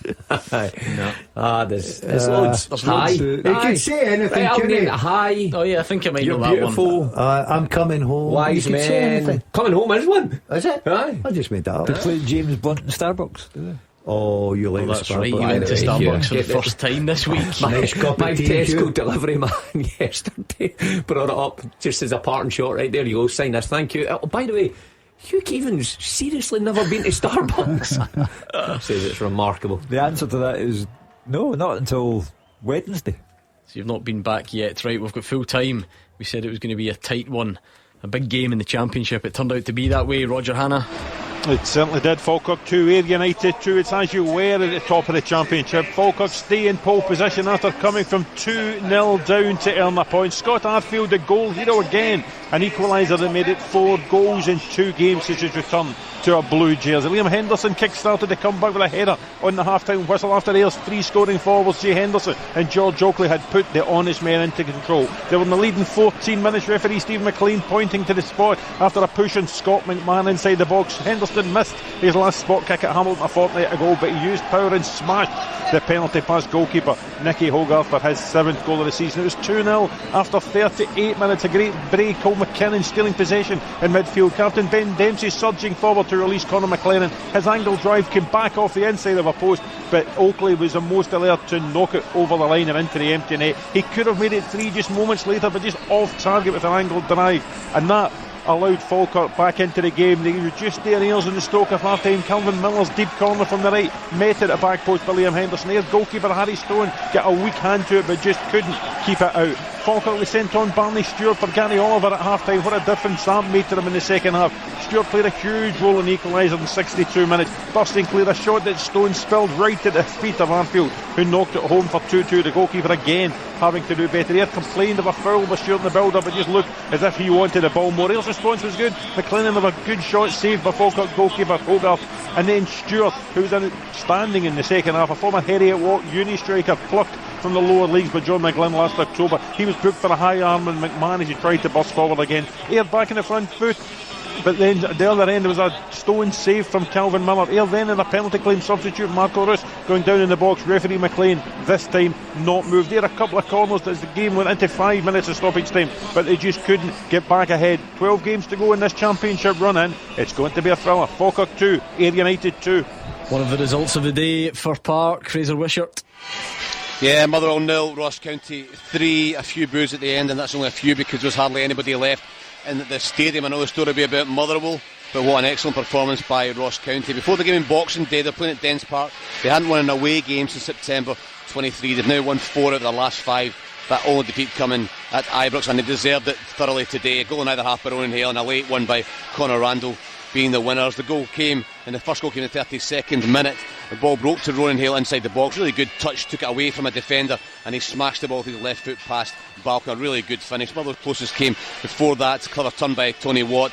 Space in the box. He struck his left foot shot well across Asima, but the ball hit inside the post and he bounced into the arms of the goalkeeper. It was a real struggle for the home side in the first half. The pattern of the game remained the same in the second. Motherwell with the ball, but very few chances. 56 minutes. Liam Gordon had a Thompson corner back across goal. Armstrong threw himself at it a couple of yards out. Brilliant clearance by Harmon to clear the ball away, and that was absolutely vital because the game swung to the other end of the park and it was 2-0 to County. A lovely move from the back. Tompkinson drove forward, fed Chilvers, who put a lovely pass to put Ronan Hale in on goal, and a really good finish by the Northern Irish striker low to Balcom's right. And as soon as the ball hit the net, loud boos from every part of the ground except for the small band of County fans, and it was sustained booing until the game kicked off again. They almost pulled one back when a lovely Lennon Miller crossed the back post. Luke Plange, really good contact on the ball. A brilliant save, low to his left by Asima, and the ball was scrambled away, and then the big goalkeeper denied Plange again a couple of minutes later, this time diving high to his left to push the ball over the bar from a Plange header. Slatty, a couple of efforts from distance, it dipped over, but to rub salt in the Motherwell wins in the 89th minute. County got their third. Captain Conor Randall drilled a low 25-yard shot into the right-hand corner of the net, and that really shakes things up at the bottom. County now just 2 points behind Motherwell. They're now looking down the way. They'll be 8th tomorrow, no matter what happens in the St Mirren Hearts game, and 5 defeats in a row, 1 win in 11. I think the few fans that were here will want a manager in as soon as is possible. Full time at Fir Park, Motherwell 0, Ross County 3. What a result that is, Motherwell fans. How worried are you? You look at that league table now, it's not looking so pretty. 01419511025. We've got other full-time whistles that have gone. I think David Friel was next up. David? Yeah, full-time. Gordon Kilmarnock 3, St Johnstone 1. Kelly into the top 6. Outstanding display. It was a total cruise past St Johnstone in the end. Liam Polworth, Fraser Murray, Bobby Wells, they all had their own goal of the weekend competition. 3-0 didn't flatter Kilmarnock. I think Derek McInnes will now be challenging these players to stay in that top 6. Bad day for St Johnstone. They're now 6 adrift at the bottom of the table. Kelly, as I said, they were outstanding, at it from the start, and they took the lead in 9 minutes. Liam Polworth stole the ball off Elliot Watt, played a 1-2 with Wales, and then dinked Andy Fisher with a superb finish. Marley Watkins hit the bar before the break. Kelly looking to kill the game off early. St Johnstone did improve for a spell after half time, but the home side upped it again. Kyle McGuinness won a free kick 30 yards out. Fraser Murray sent a perfect curling shot into the corner. The winger was outstanding, really deserved that moment, but there was still more to come from Kelly, with Wales grabbing his third goal in 4 games. Lewis Mayall's long ball from the back wasn't an easy one to control, but he pulled it out the sky, burst free in the box, and then found the bottom corner. It was a brilliant goal from the teenager, and that did kill off St Johnstone's slim hopes. Graham Carey grabbed a late consolation, but the St Johnstone fans who asked for the extra tickets just hours before the game must have wished they'd gone to see Bridget Jones instead. Full time, Kilmarnock 3, St Johnstone 1. Good win for Kilmarnock. What about the big one at Dens Park, Dave Galloway? It finished Dundee 1, Aberdeen 2, Gordon, and after their first league win in 15 matches, Aberdeen remarkably climb back up to third place. However, Dundee slipped down to second bottom. The home side with much the better start. Doohan saving Murray's low drive and Mulligan's effort from the edge of the box after a powerful run forward. Larkesh went close with a shot into the side netting, but Aberdeen started to come into things. Paloversa found Keskinen, who could only shoot weakly at McCracken.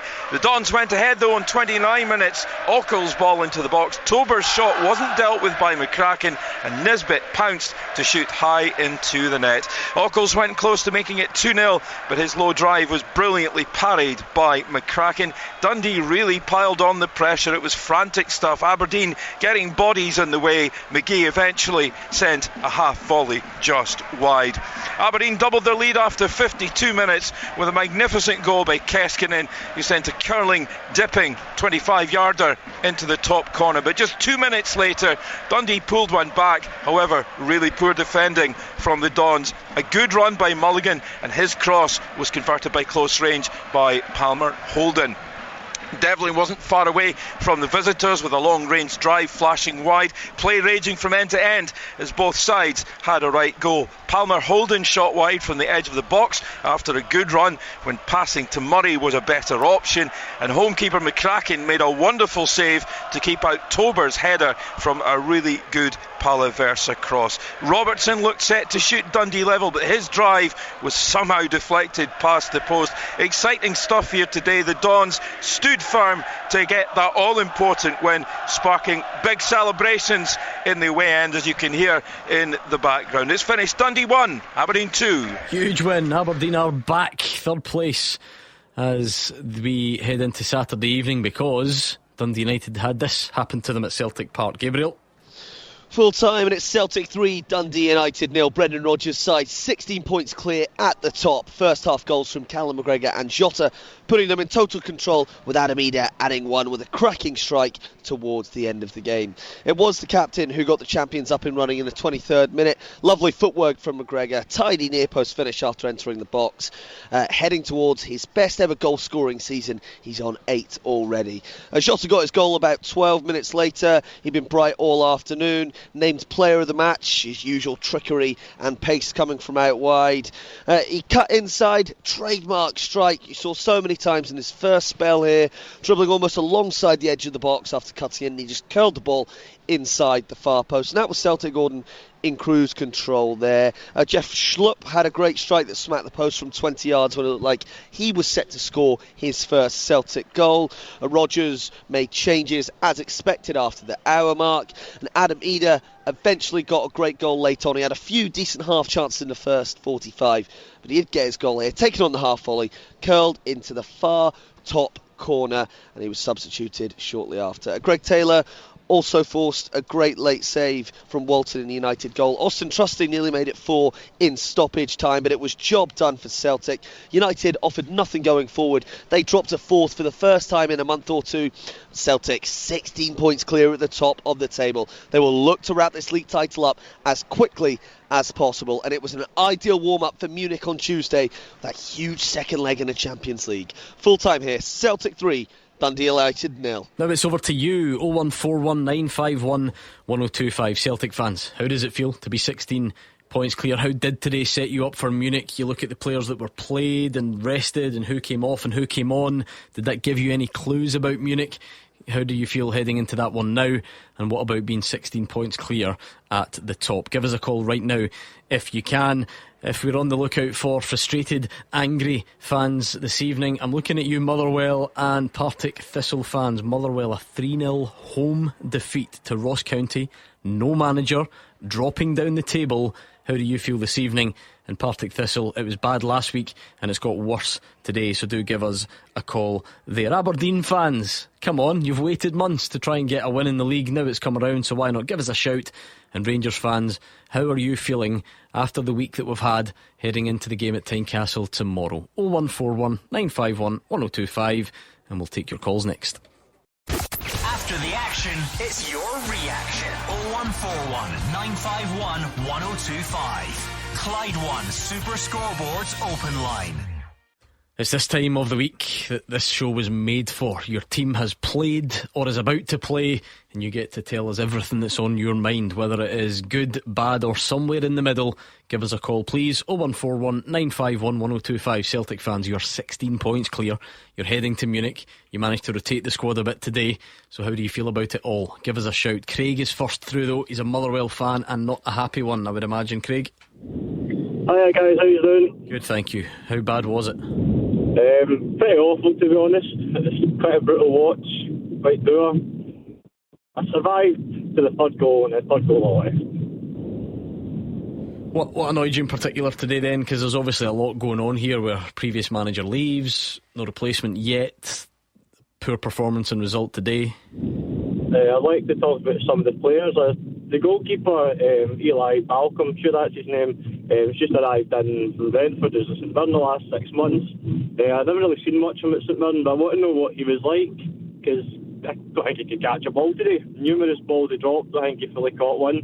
I'd like to talk about why modern fullbacks don't move up the pitch when there's 30 yards in front of them. New left back Dom Thompson was in today, and a couple looks at the John Hunter stand, asking why they were shouting at him when there was about 30 yards space in front of him. And I want to know why Tony Watt keeps starting when there's no pace in him, and they've got young Tawanda Malantisi on the bench.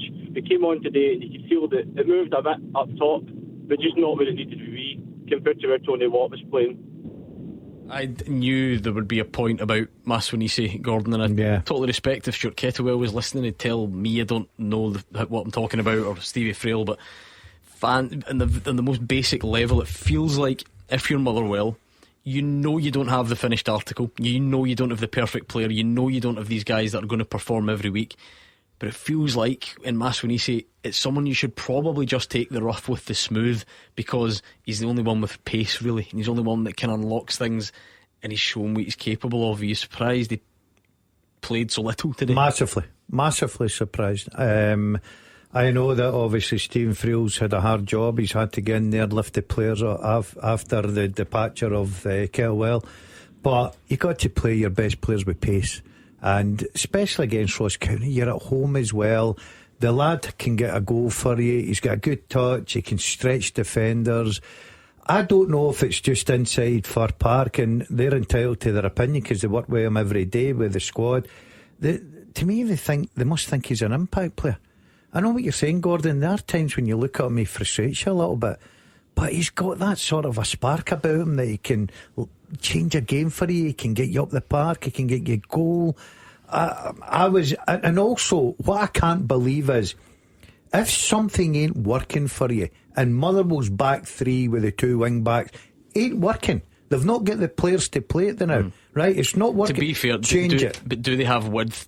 Do they have width elsewhere to play a back four either? No, but you can go into a diamond. You can do certain That's what things. I mean. Where does the width come from? Well, your full-backs can give you them. If they're not doing it from a wing-back position, what are the chances that they're going to be capable? But I don't think you just stick with the same format. No, sure, I do get that, but what I mean is, it's clearly a group that's been recruited to play that system, isn't it? Well, I think with the fact that and I know your argument's got to be, well, they've got injury.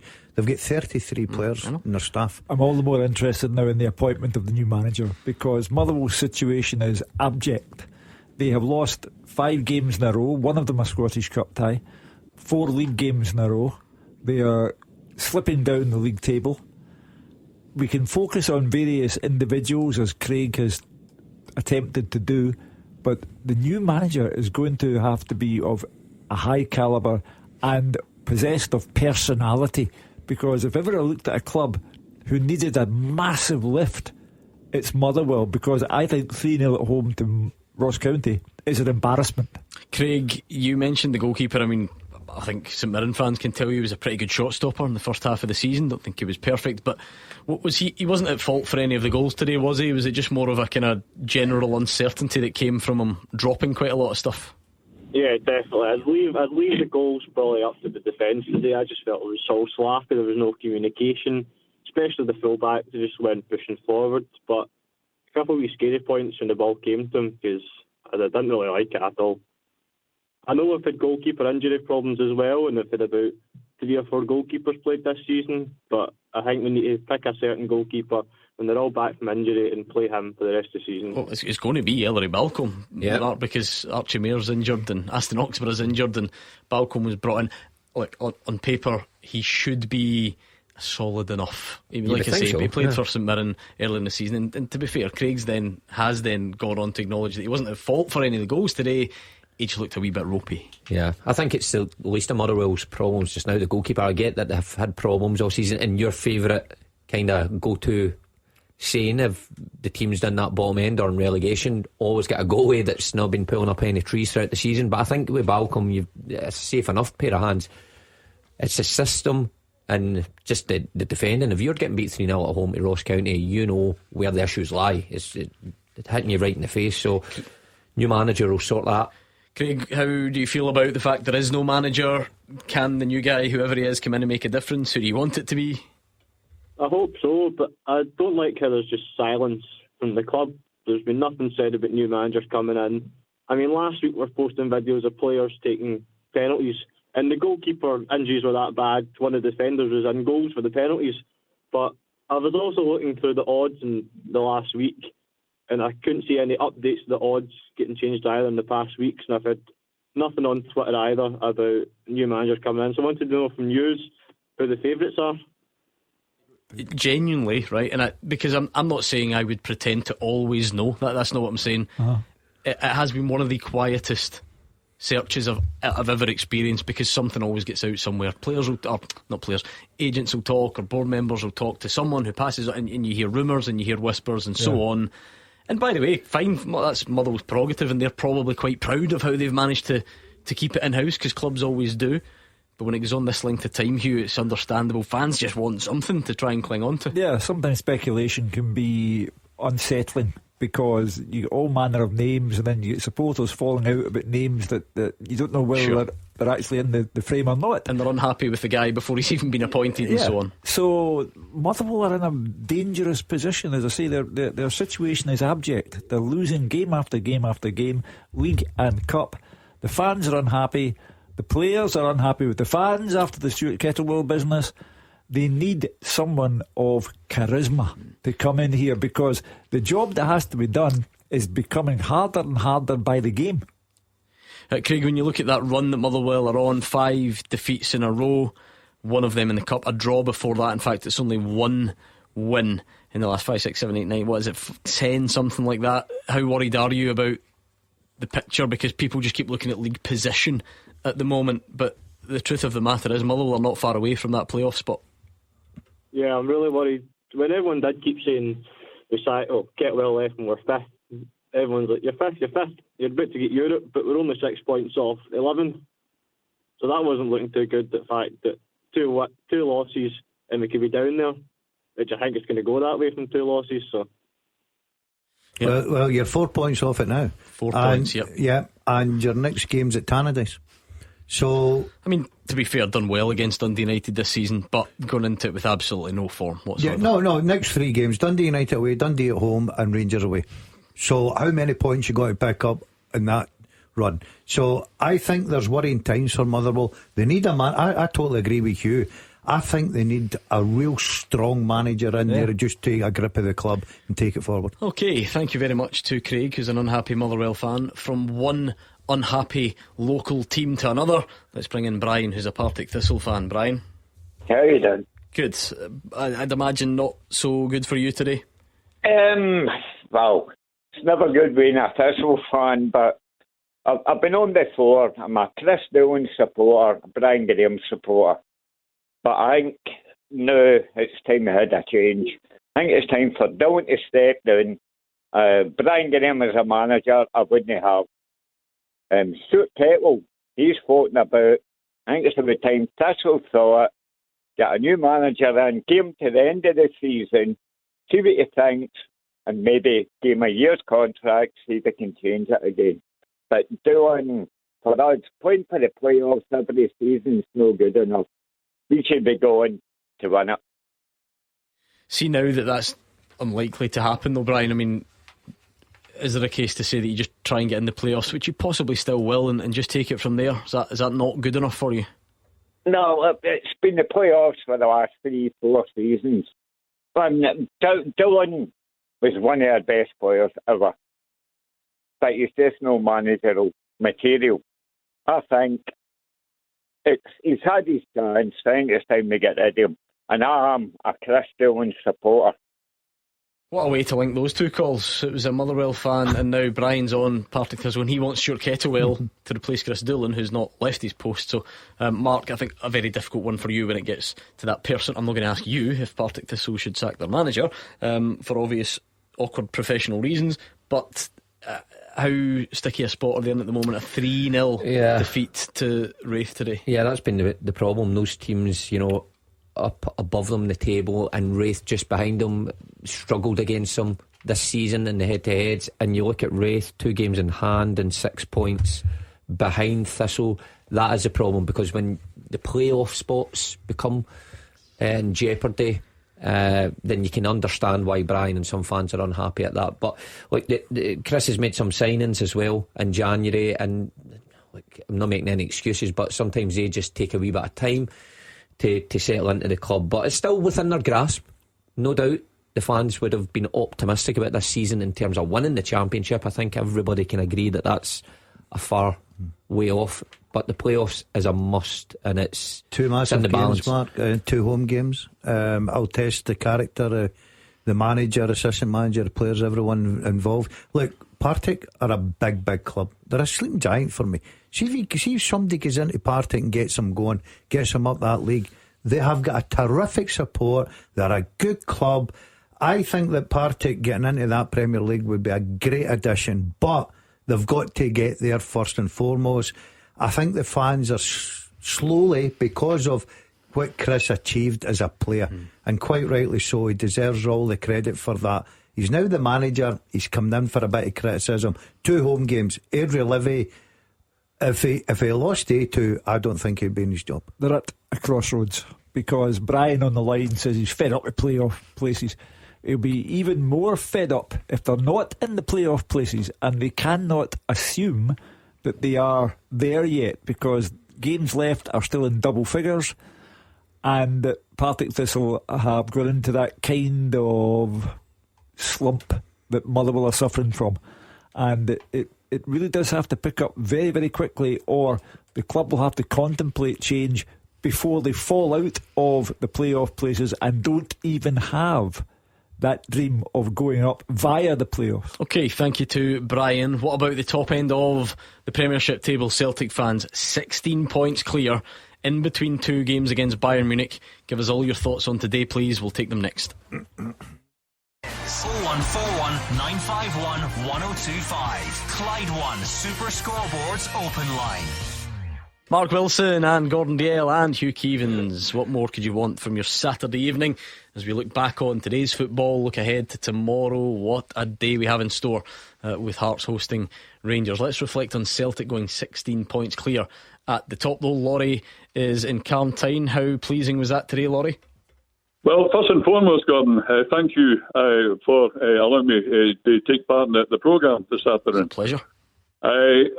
I'll tell you how impressive it was, Gordon. I was just saying to the producer there when I'd phoned up at first, I think that this present Celtic side is the best Celtic team since Martin O'Neill's debut season at the start of the millennium. That's how good they are.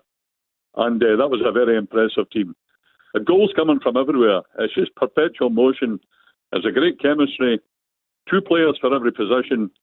There at the start of the game, I actually had to leave early today because I had a couple of things to attend to. But I saw the 2 first half goals, Gordon. Both superbly executed. There could have been more than 2 at the interval. Just incredible. Fantastic. I run out of superlatives, to be quite honest with you. The thing is, Hugh, we could... It's not meant to split hairs. I'm sure some people would say, I mean, some of the football Ange Postecoglou's team played, even Brendan Rodgers' first time, let's not forget, it was an invincible treble. So I don't think we need to argue whether Laurie's right or wrong, but it's a high praise that it's even in the same bracket, that he feels it's at that sort of Martin O'Neill, or the best football since Martin O'Neill's level at the moment. Well, Laurie's talking about a team that had Henrik Larsson, say no more, Chris Sutton, John Hartson, Stan Petrov, Alan Thompson. It was just a tremendous team. the manner of Celtic's victory today, very impressive. Total domination of the game, domination of the ball. To be 16 points clear says it all. At one and the same time, Celtic are far too good for everybody in the league, and at the same time standards have dropped at clubs throughout the league. But that's not Brendan Rodgers' fault. I think that going into the Allianz Arena on Tuesday, they will go there, and I agree with Gordon Dalziel. We'll see Kuhn, Maeda, Jota. But my concern for Celtic, as Brendan Rodgers himself said yesterday, Bayern Munich up top have world stars. I think Celtic's obligation on Tuesday, I know that they are theoretically keeping the tie alive, but I think Celtic's obligation on Tuesday is to keep their reputation intact. I do not see Celtic remaining in the tie. I think they have to be careful that they are not given a serious going over by Vincent Kompany's team. Mark, I'm always cautious not to go too far with these, because I think if you're like a Dundee United fan, as an example, you'd say, yeah, you're supposed to beat us in that fashion because look at what you've got, look at what we've got.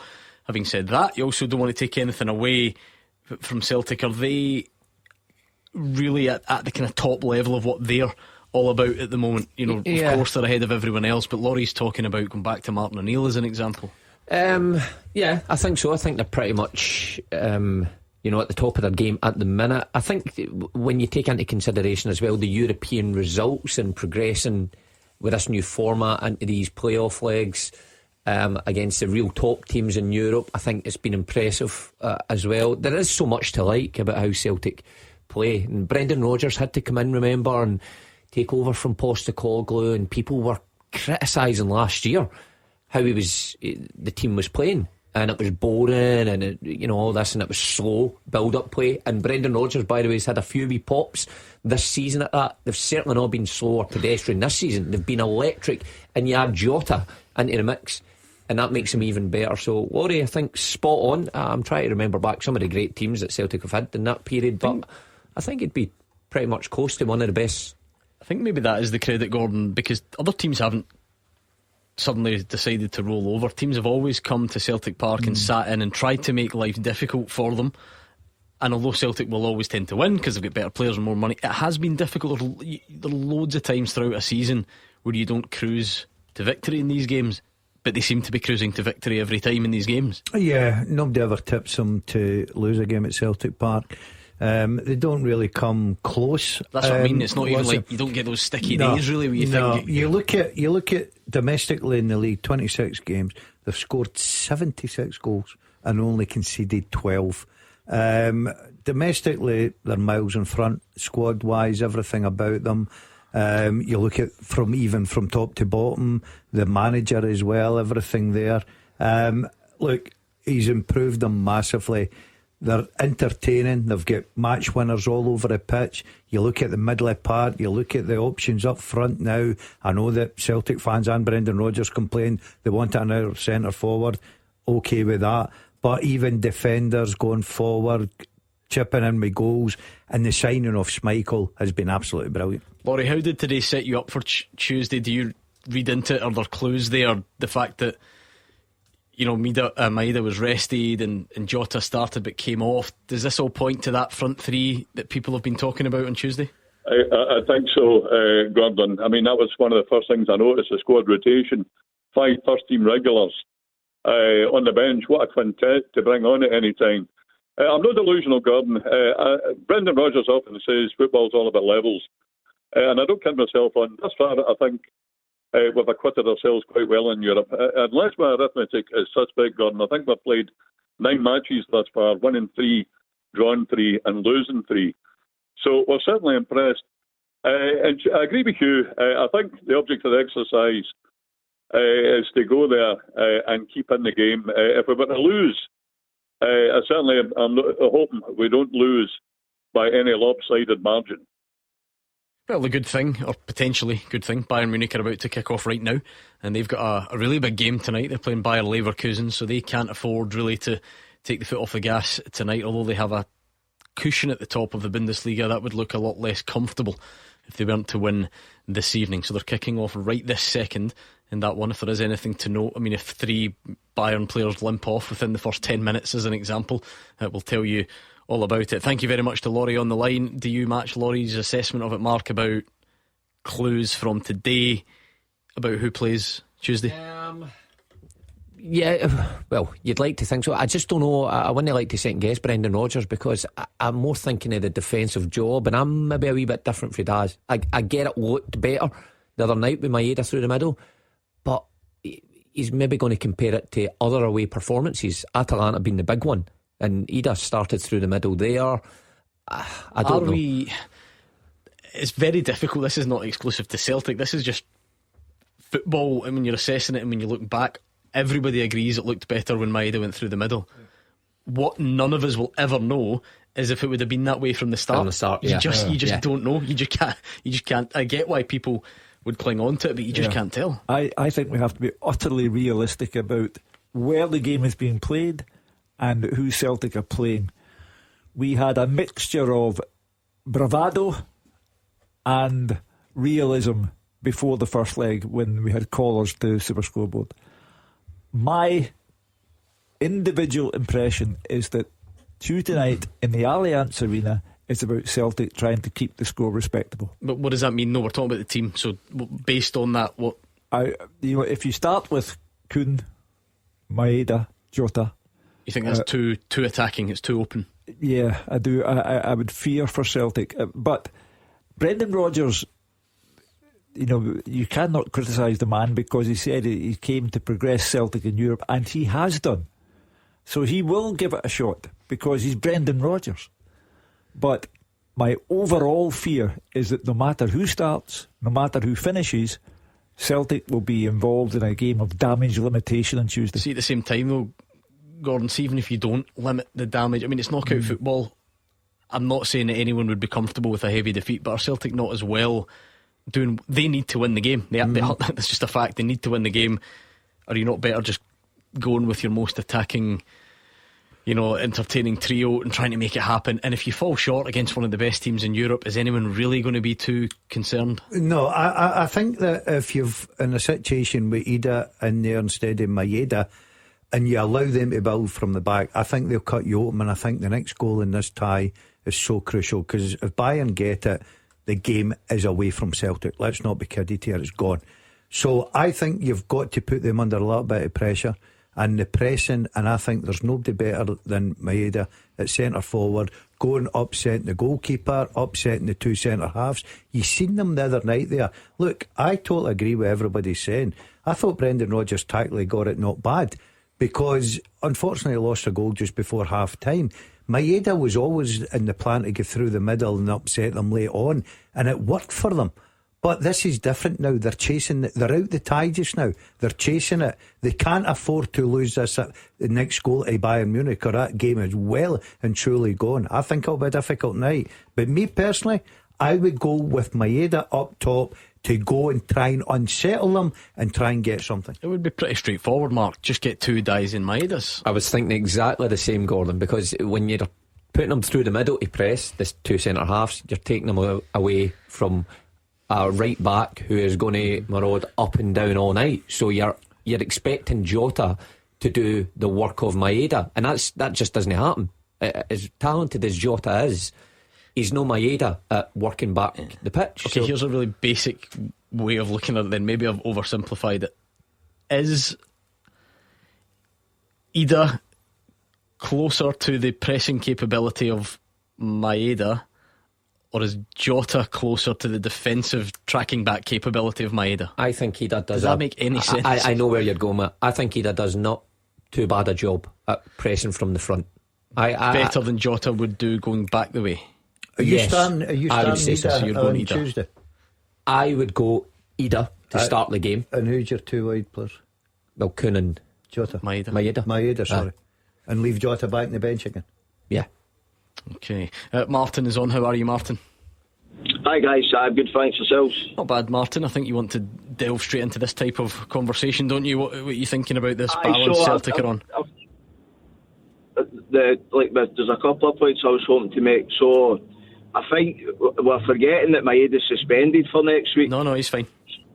Is there? I thought it was the first game there that he could play, and then next week was suspension. He missed Aston Villa. He missed Aston Villa, so he's free. He's good.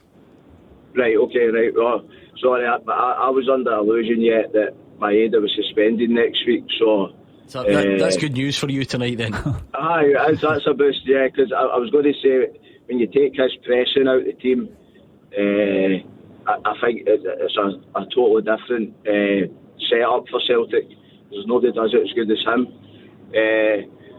I think next week, I know Brendan Rodgers probably won't do it, just looking at experience of games, but I think we need to try and go there and maybe sit in slightly more defensively, set up with a bit more of a defensive structure, because what I don't want to happen is you go there and you go and try and play your own game, which is no match for Bayern's, and then you finish a European campaign, which in the whole has been pretty successful.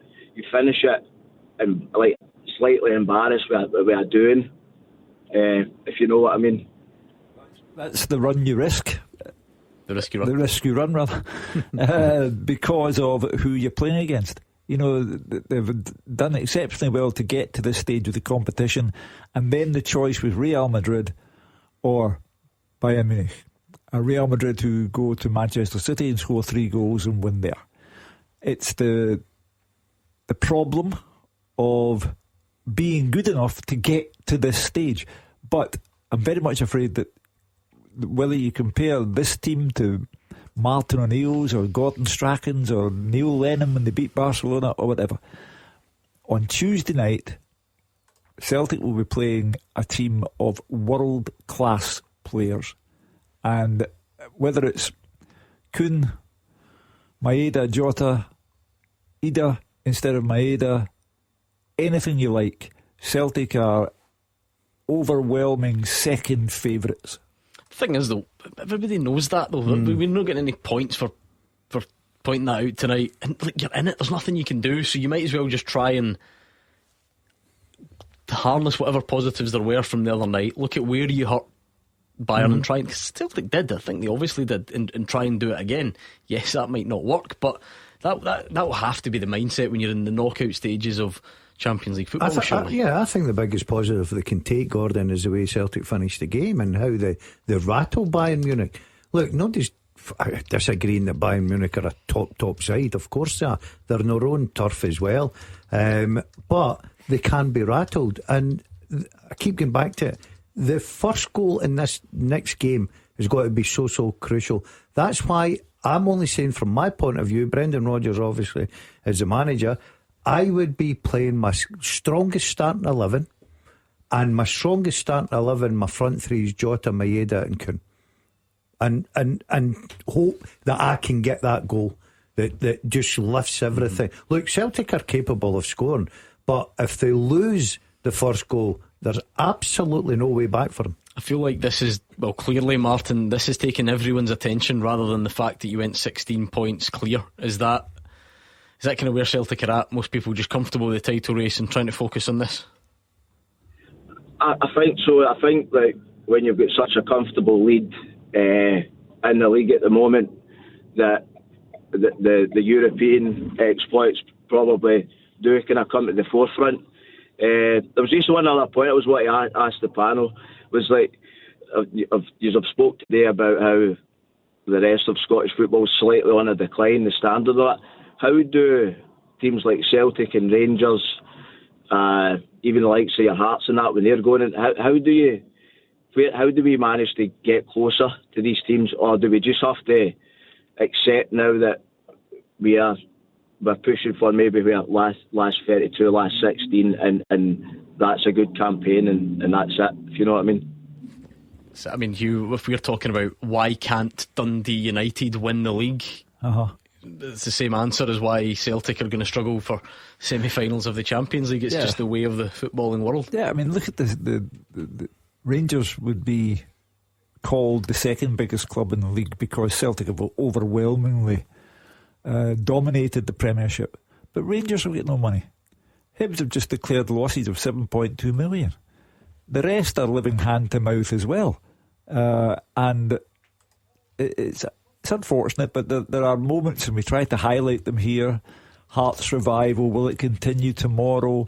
Aberdeen go third tonight. Will Jimmy Talleen begin an upward trajectory, having been in free fall for a long, long time? But there is no question that Celtic are not only dominant on the park, they are dominant off the park because they've got more money than all of the other teams put together. Mark, how many times over the years would this type of discussion come up?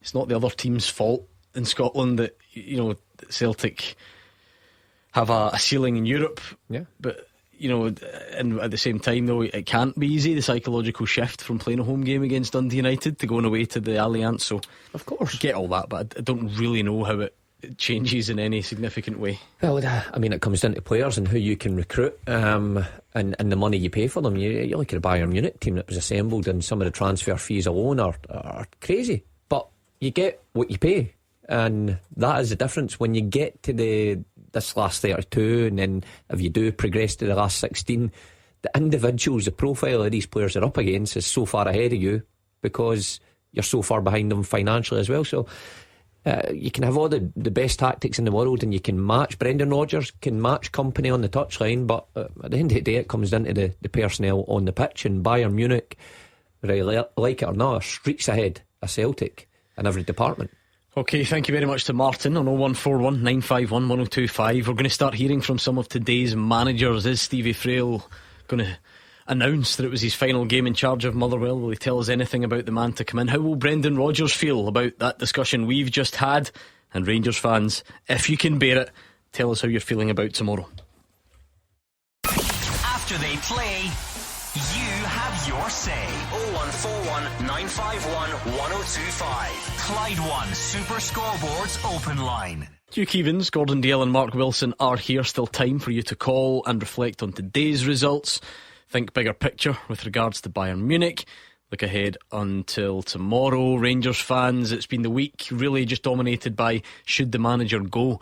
So what does tomorrow look like then? Does a win change anything? Does a defeat change anything? Or is this just treading water for the foreseeable future? Have you any thoughts on the team specifically? Things that are or aren't working? You can get your thoughts in there as well. Here's Brendan Rodgers' thoughts on the game today. The 3-0 win against Dundee United, 16 points clear at the top.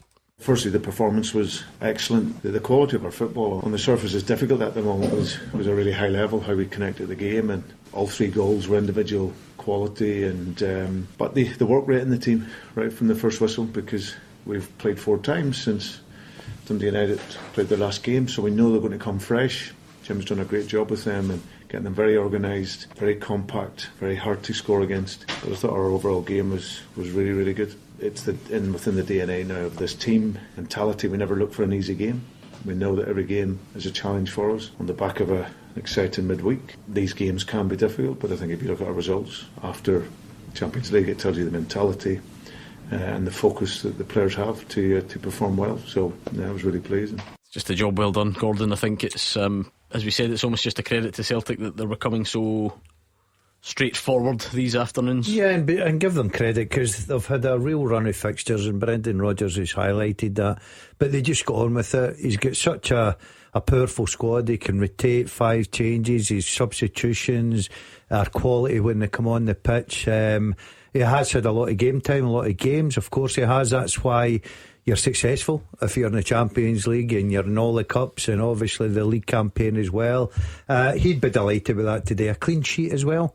So a lot of positives going into Germany. It's quite right to draw attention to the quality of the 3 goals. Callum McGregor's goal, outstanding feat from the Celtic captain, wonderful finish. Jota doing what Jota does, and the goal from Adam Ida, the best of the 3.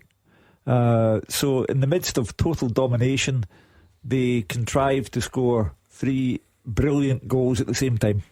Ida's in particular, Mark, possibly the pick of the bunch, but they're all all could you can make a case for all three. Yeah, all very good goals. Cal McGregor showing good feet, but I think you're right, he'd a pick of the bunch, and he could do with that. He'd get subbed obviously a minute after, and he'll be away feeling much better about himself after that. But I think Brendan Rodgers managed the squad well. See, when you look at even their bench and most of their bench, everybody's had sufficient game time, so he rotates key personnel at the right time, and today again gets it spot on, leaves it Alistair Johnson and Taylor and Kuhn on the bench, but still manages to get some of them game time to keep them ticking over for Tuesday.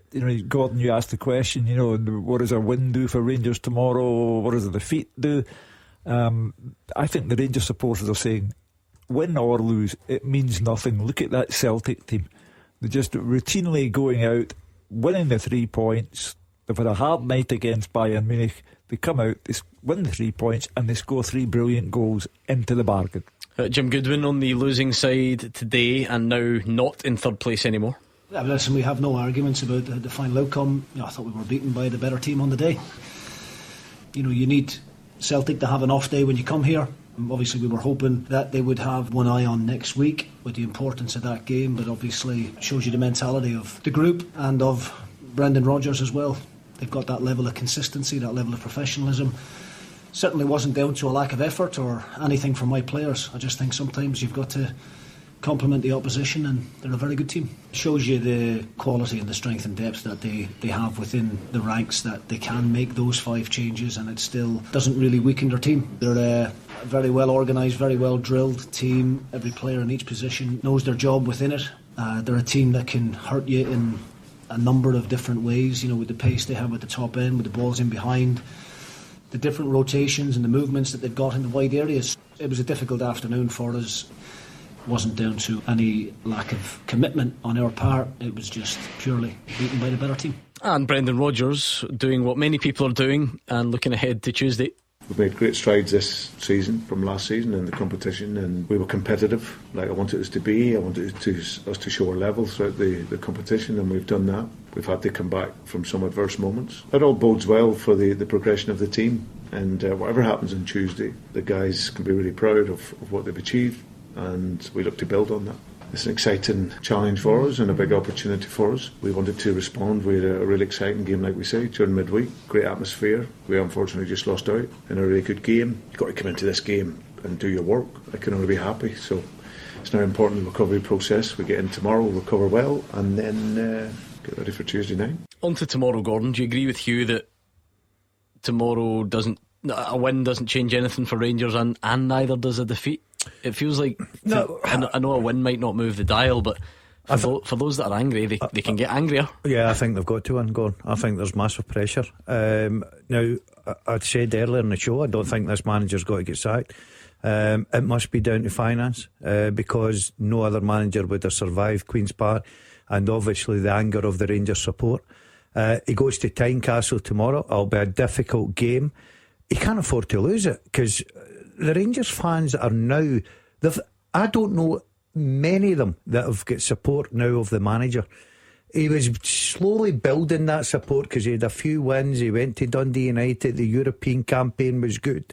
But you cannot be the Rangers manager and lose to Queen's Park in the Scottish Cup at Ibrox. And I'm not taking anything away from Queen's Park. So tomorrow is a difficult game, but he has got to leave Tynecastle with 3 points. I know it's a bare minimum aim, Hugh, and a bit of a low bar objective. But of all the sticks that have been used to beat Philippe Clement with, what he presumably can't have is something like a 20-point deficit. Yeah, and it's 16 at the moment. I'm not saying it goes to that tomorrow, but if you're going to add those where you say out of the Scottish Cup, didn't win the League Cup. If the next bit of that is 17, 18, 19, 20, my goodness, above 20 at some point, this notion about whether he can survive this week, he couldn't survive the summer if that was the case, could he? I'm going to take it away from Clement for a second and say the mentality of the Rangers players tomorrow will be important, because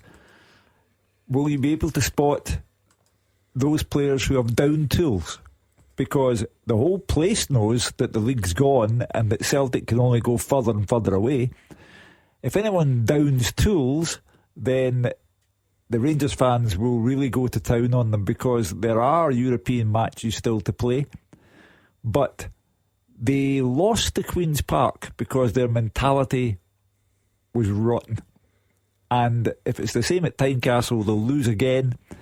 But the rest of the season is about how much more damage can these players do to their own credibility, how much damage can the manager do to his own dwindling reputation. And the scrutiny check begins tomorrow at Tynecastle to see who's up for this or who's already got his mind on the beach in the summertime. Yeah, it's going to be an interesting one, Gordon, certainly when you look at it, because I heard the question asked during the week, which is interesting. Someone said to Philippe Clement, would it be better to play, is it better that it's away from home because you won't have the toxicity that you might have at Ibrox? But worth bearing in mind, they're 16 points behind because they're not very good on the road. So what a balancing act that is. I would, if it was me, I'd rather play at Ibrox. Even though the atmosphere would have been toxic. 100%. I still think, as you say, yes, they got a result at Tannadice and they played very well that day, and everybody thought, right, they've turned the corner. Hearts have found real form. Hearts have got good players. If they're not at it tomorrow, they could get punished again. I'm not into the players all down tools, right? I know what Hugh's saying. I thought last week, they went onto the pitch, Queen's Park, expecting to win, but there's still a lot to play for. They're still in the European, well, obviously the European campaign is massive for them, and they've got to make sure that gap doesn't get further and further. As much as the league's gone, Celtic are far too good for them, but they've got to keep plodding away, because see if they don't, I don't care about finance. You can't keep going with the manager. You have to find a way to remove him. Having said that, sometimes I get this feeling that our so-called the bigger clubs, that next bracket down, the Hearts and the Aberdeens, sometimes the worst thing is when you believe that you can beat one of the big two. Do you know that way? That it's all point, and then it sometimes just falls on its backside. I can't really prove that or back it up statistically. It just feels that way. Hearts, 5 years, 17 matches against Rangers, not one win. But they have good players in Shankland, Cabangu, Penrice, and they have an excellent goalkeeper in Craig Gordon. They're at home. Their supporters expect. The Rangers supporters just have no idea what to expect anymore, and that's what's going to make it so intriguing. High noon tomorrow. It is intriguing indeed, and whatever happens, we look back on it all 6 o'clock on Monday night. You won't want to miss it. We've a lot to get through, because Celtic 16 points clear as it stands. We see what happens tomorrow, and then it will be the day before the match in Munich, so lots to get our teeth stuck into. Monday night, we'll see you here at 6 o'clock, and in the meantime, stay right where you are, because if you think Hugh Keevins and Gordon Dalziel are just the men to get you entertained for a Saturday night, that is nothing compared to Mr. George Bowie. He's up next with the GBX. Enjoy.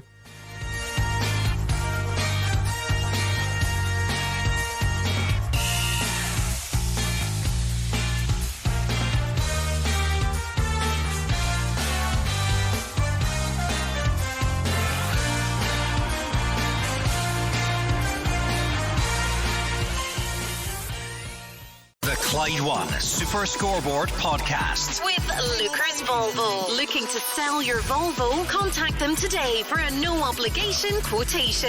Cappuccino for Kristen. Oh, sorry mate, I've forgotten my card. Oh, of course you have. Third time this week, just saying. I'll get the next ones, promise. No need. Oh, thank you. You can just send me £4.70 with your PayPal app. For your double shot oat milk skinny caramel latte with extra foam. Oh, don't forget my sprinkles. Don't just pay. PayPal. A PayPal account is required to send and receive money. Oh, Jamie's got a new car. He only passed his test last week. Chloe and the kids on the school run in their new hybrid, and the Flemings from 23 off to see their daughter at uni. Get car and van insurance that's right up your street at parkerscompare.com. Created by the experts at Parkers, we're 100% independent and dedicated to helping you find the right insurance policy. Quick and easy, you could compare quotes in just 5 minutes from some of the UK's leading providers. For car insurance comparisons you can trust, visit parkerscompare.com. Authorised and regulated by the Financial Conduct Authority. See website for details.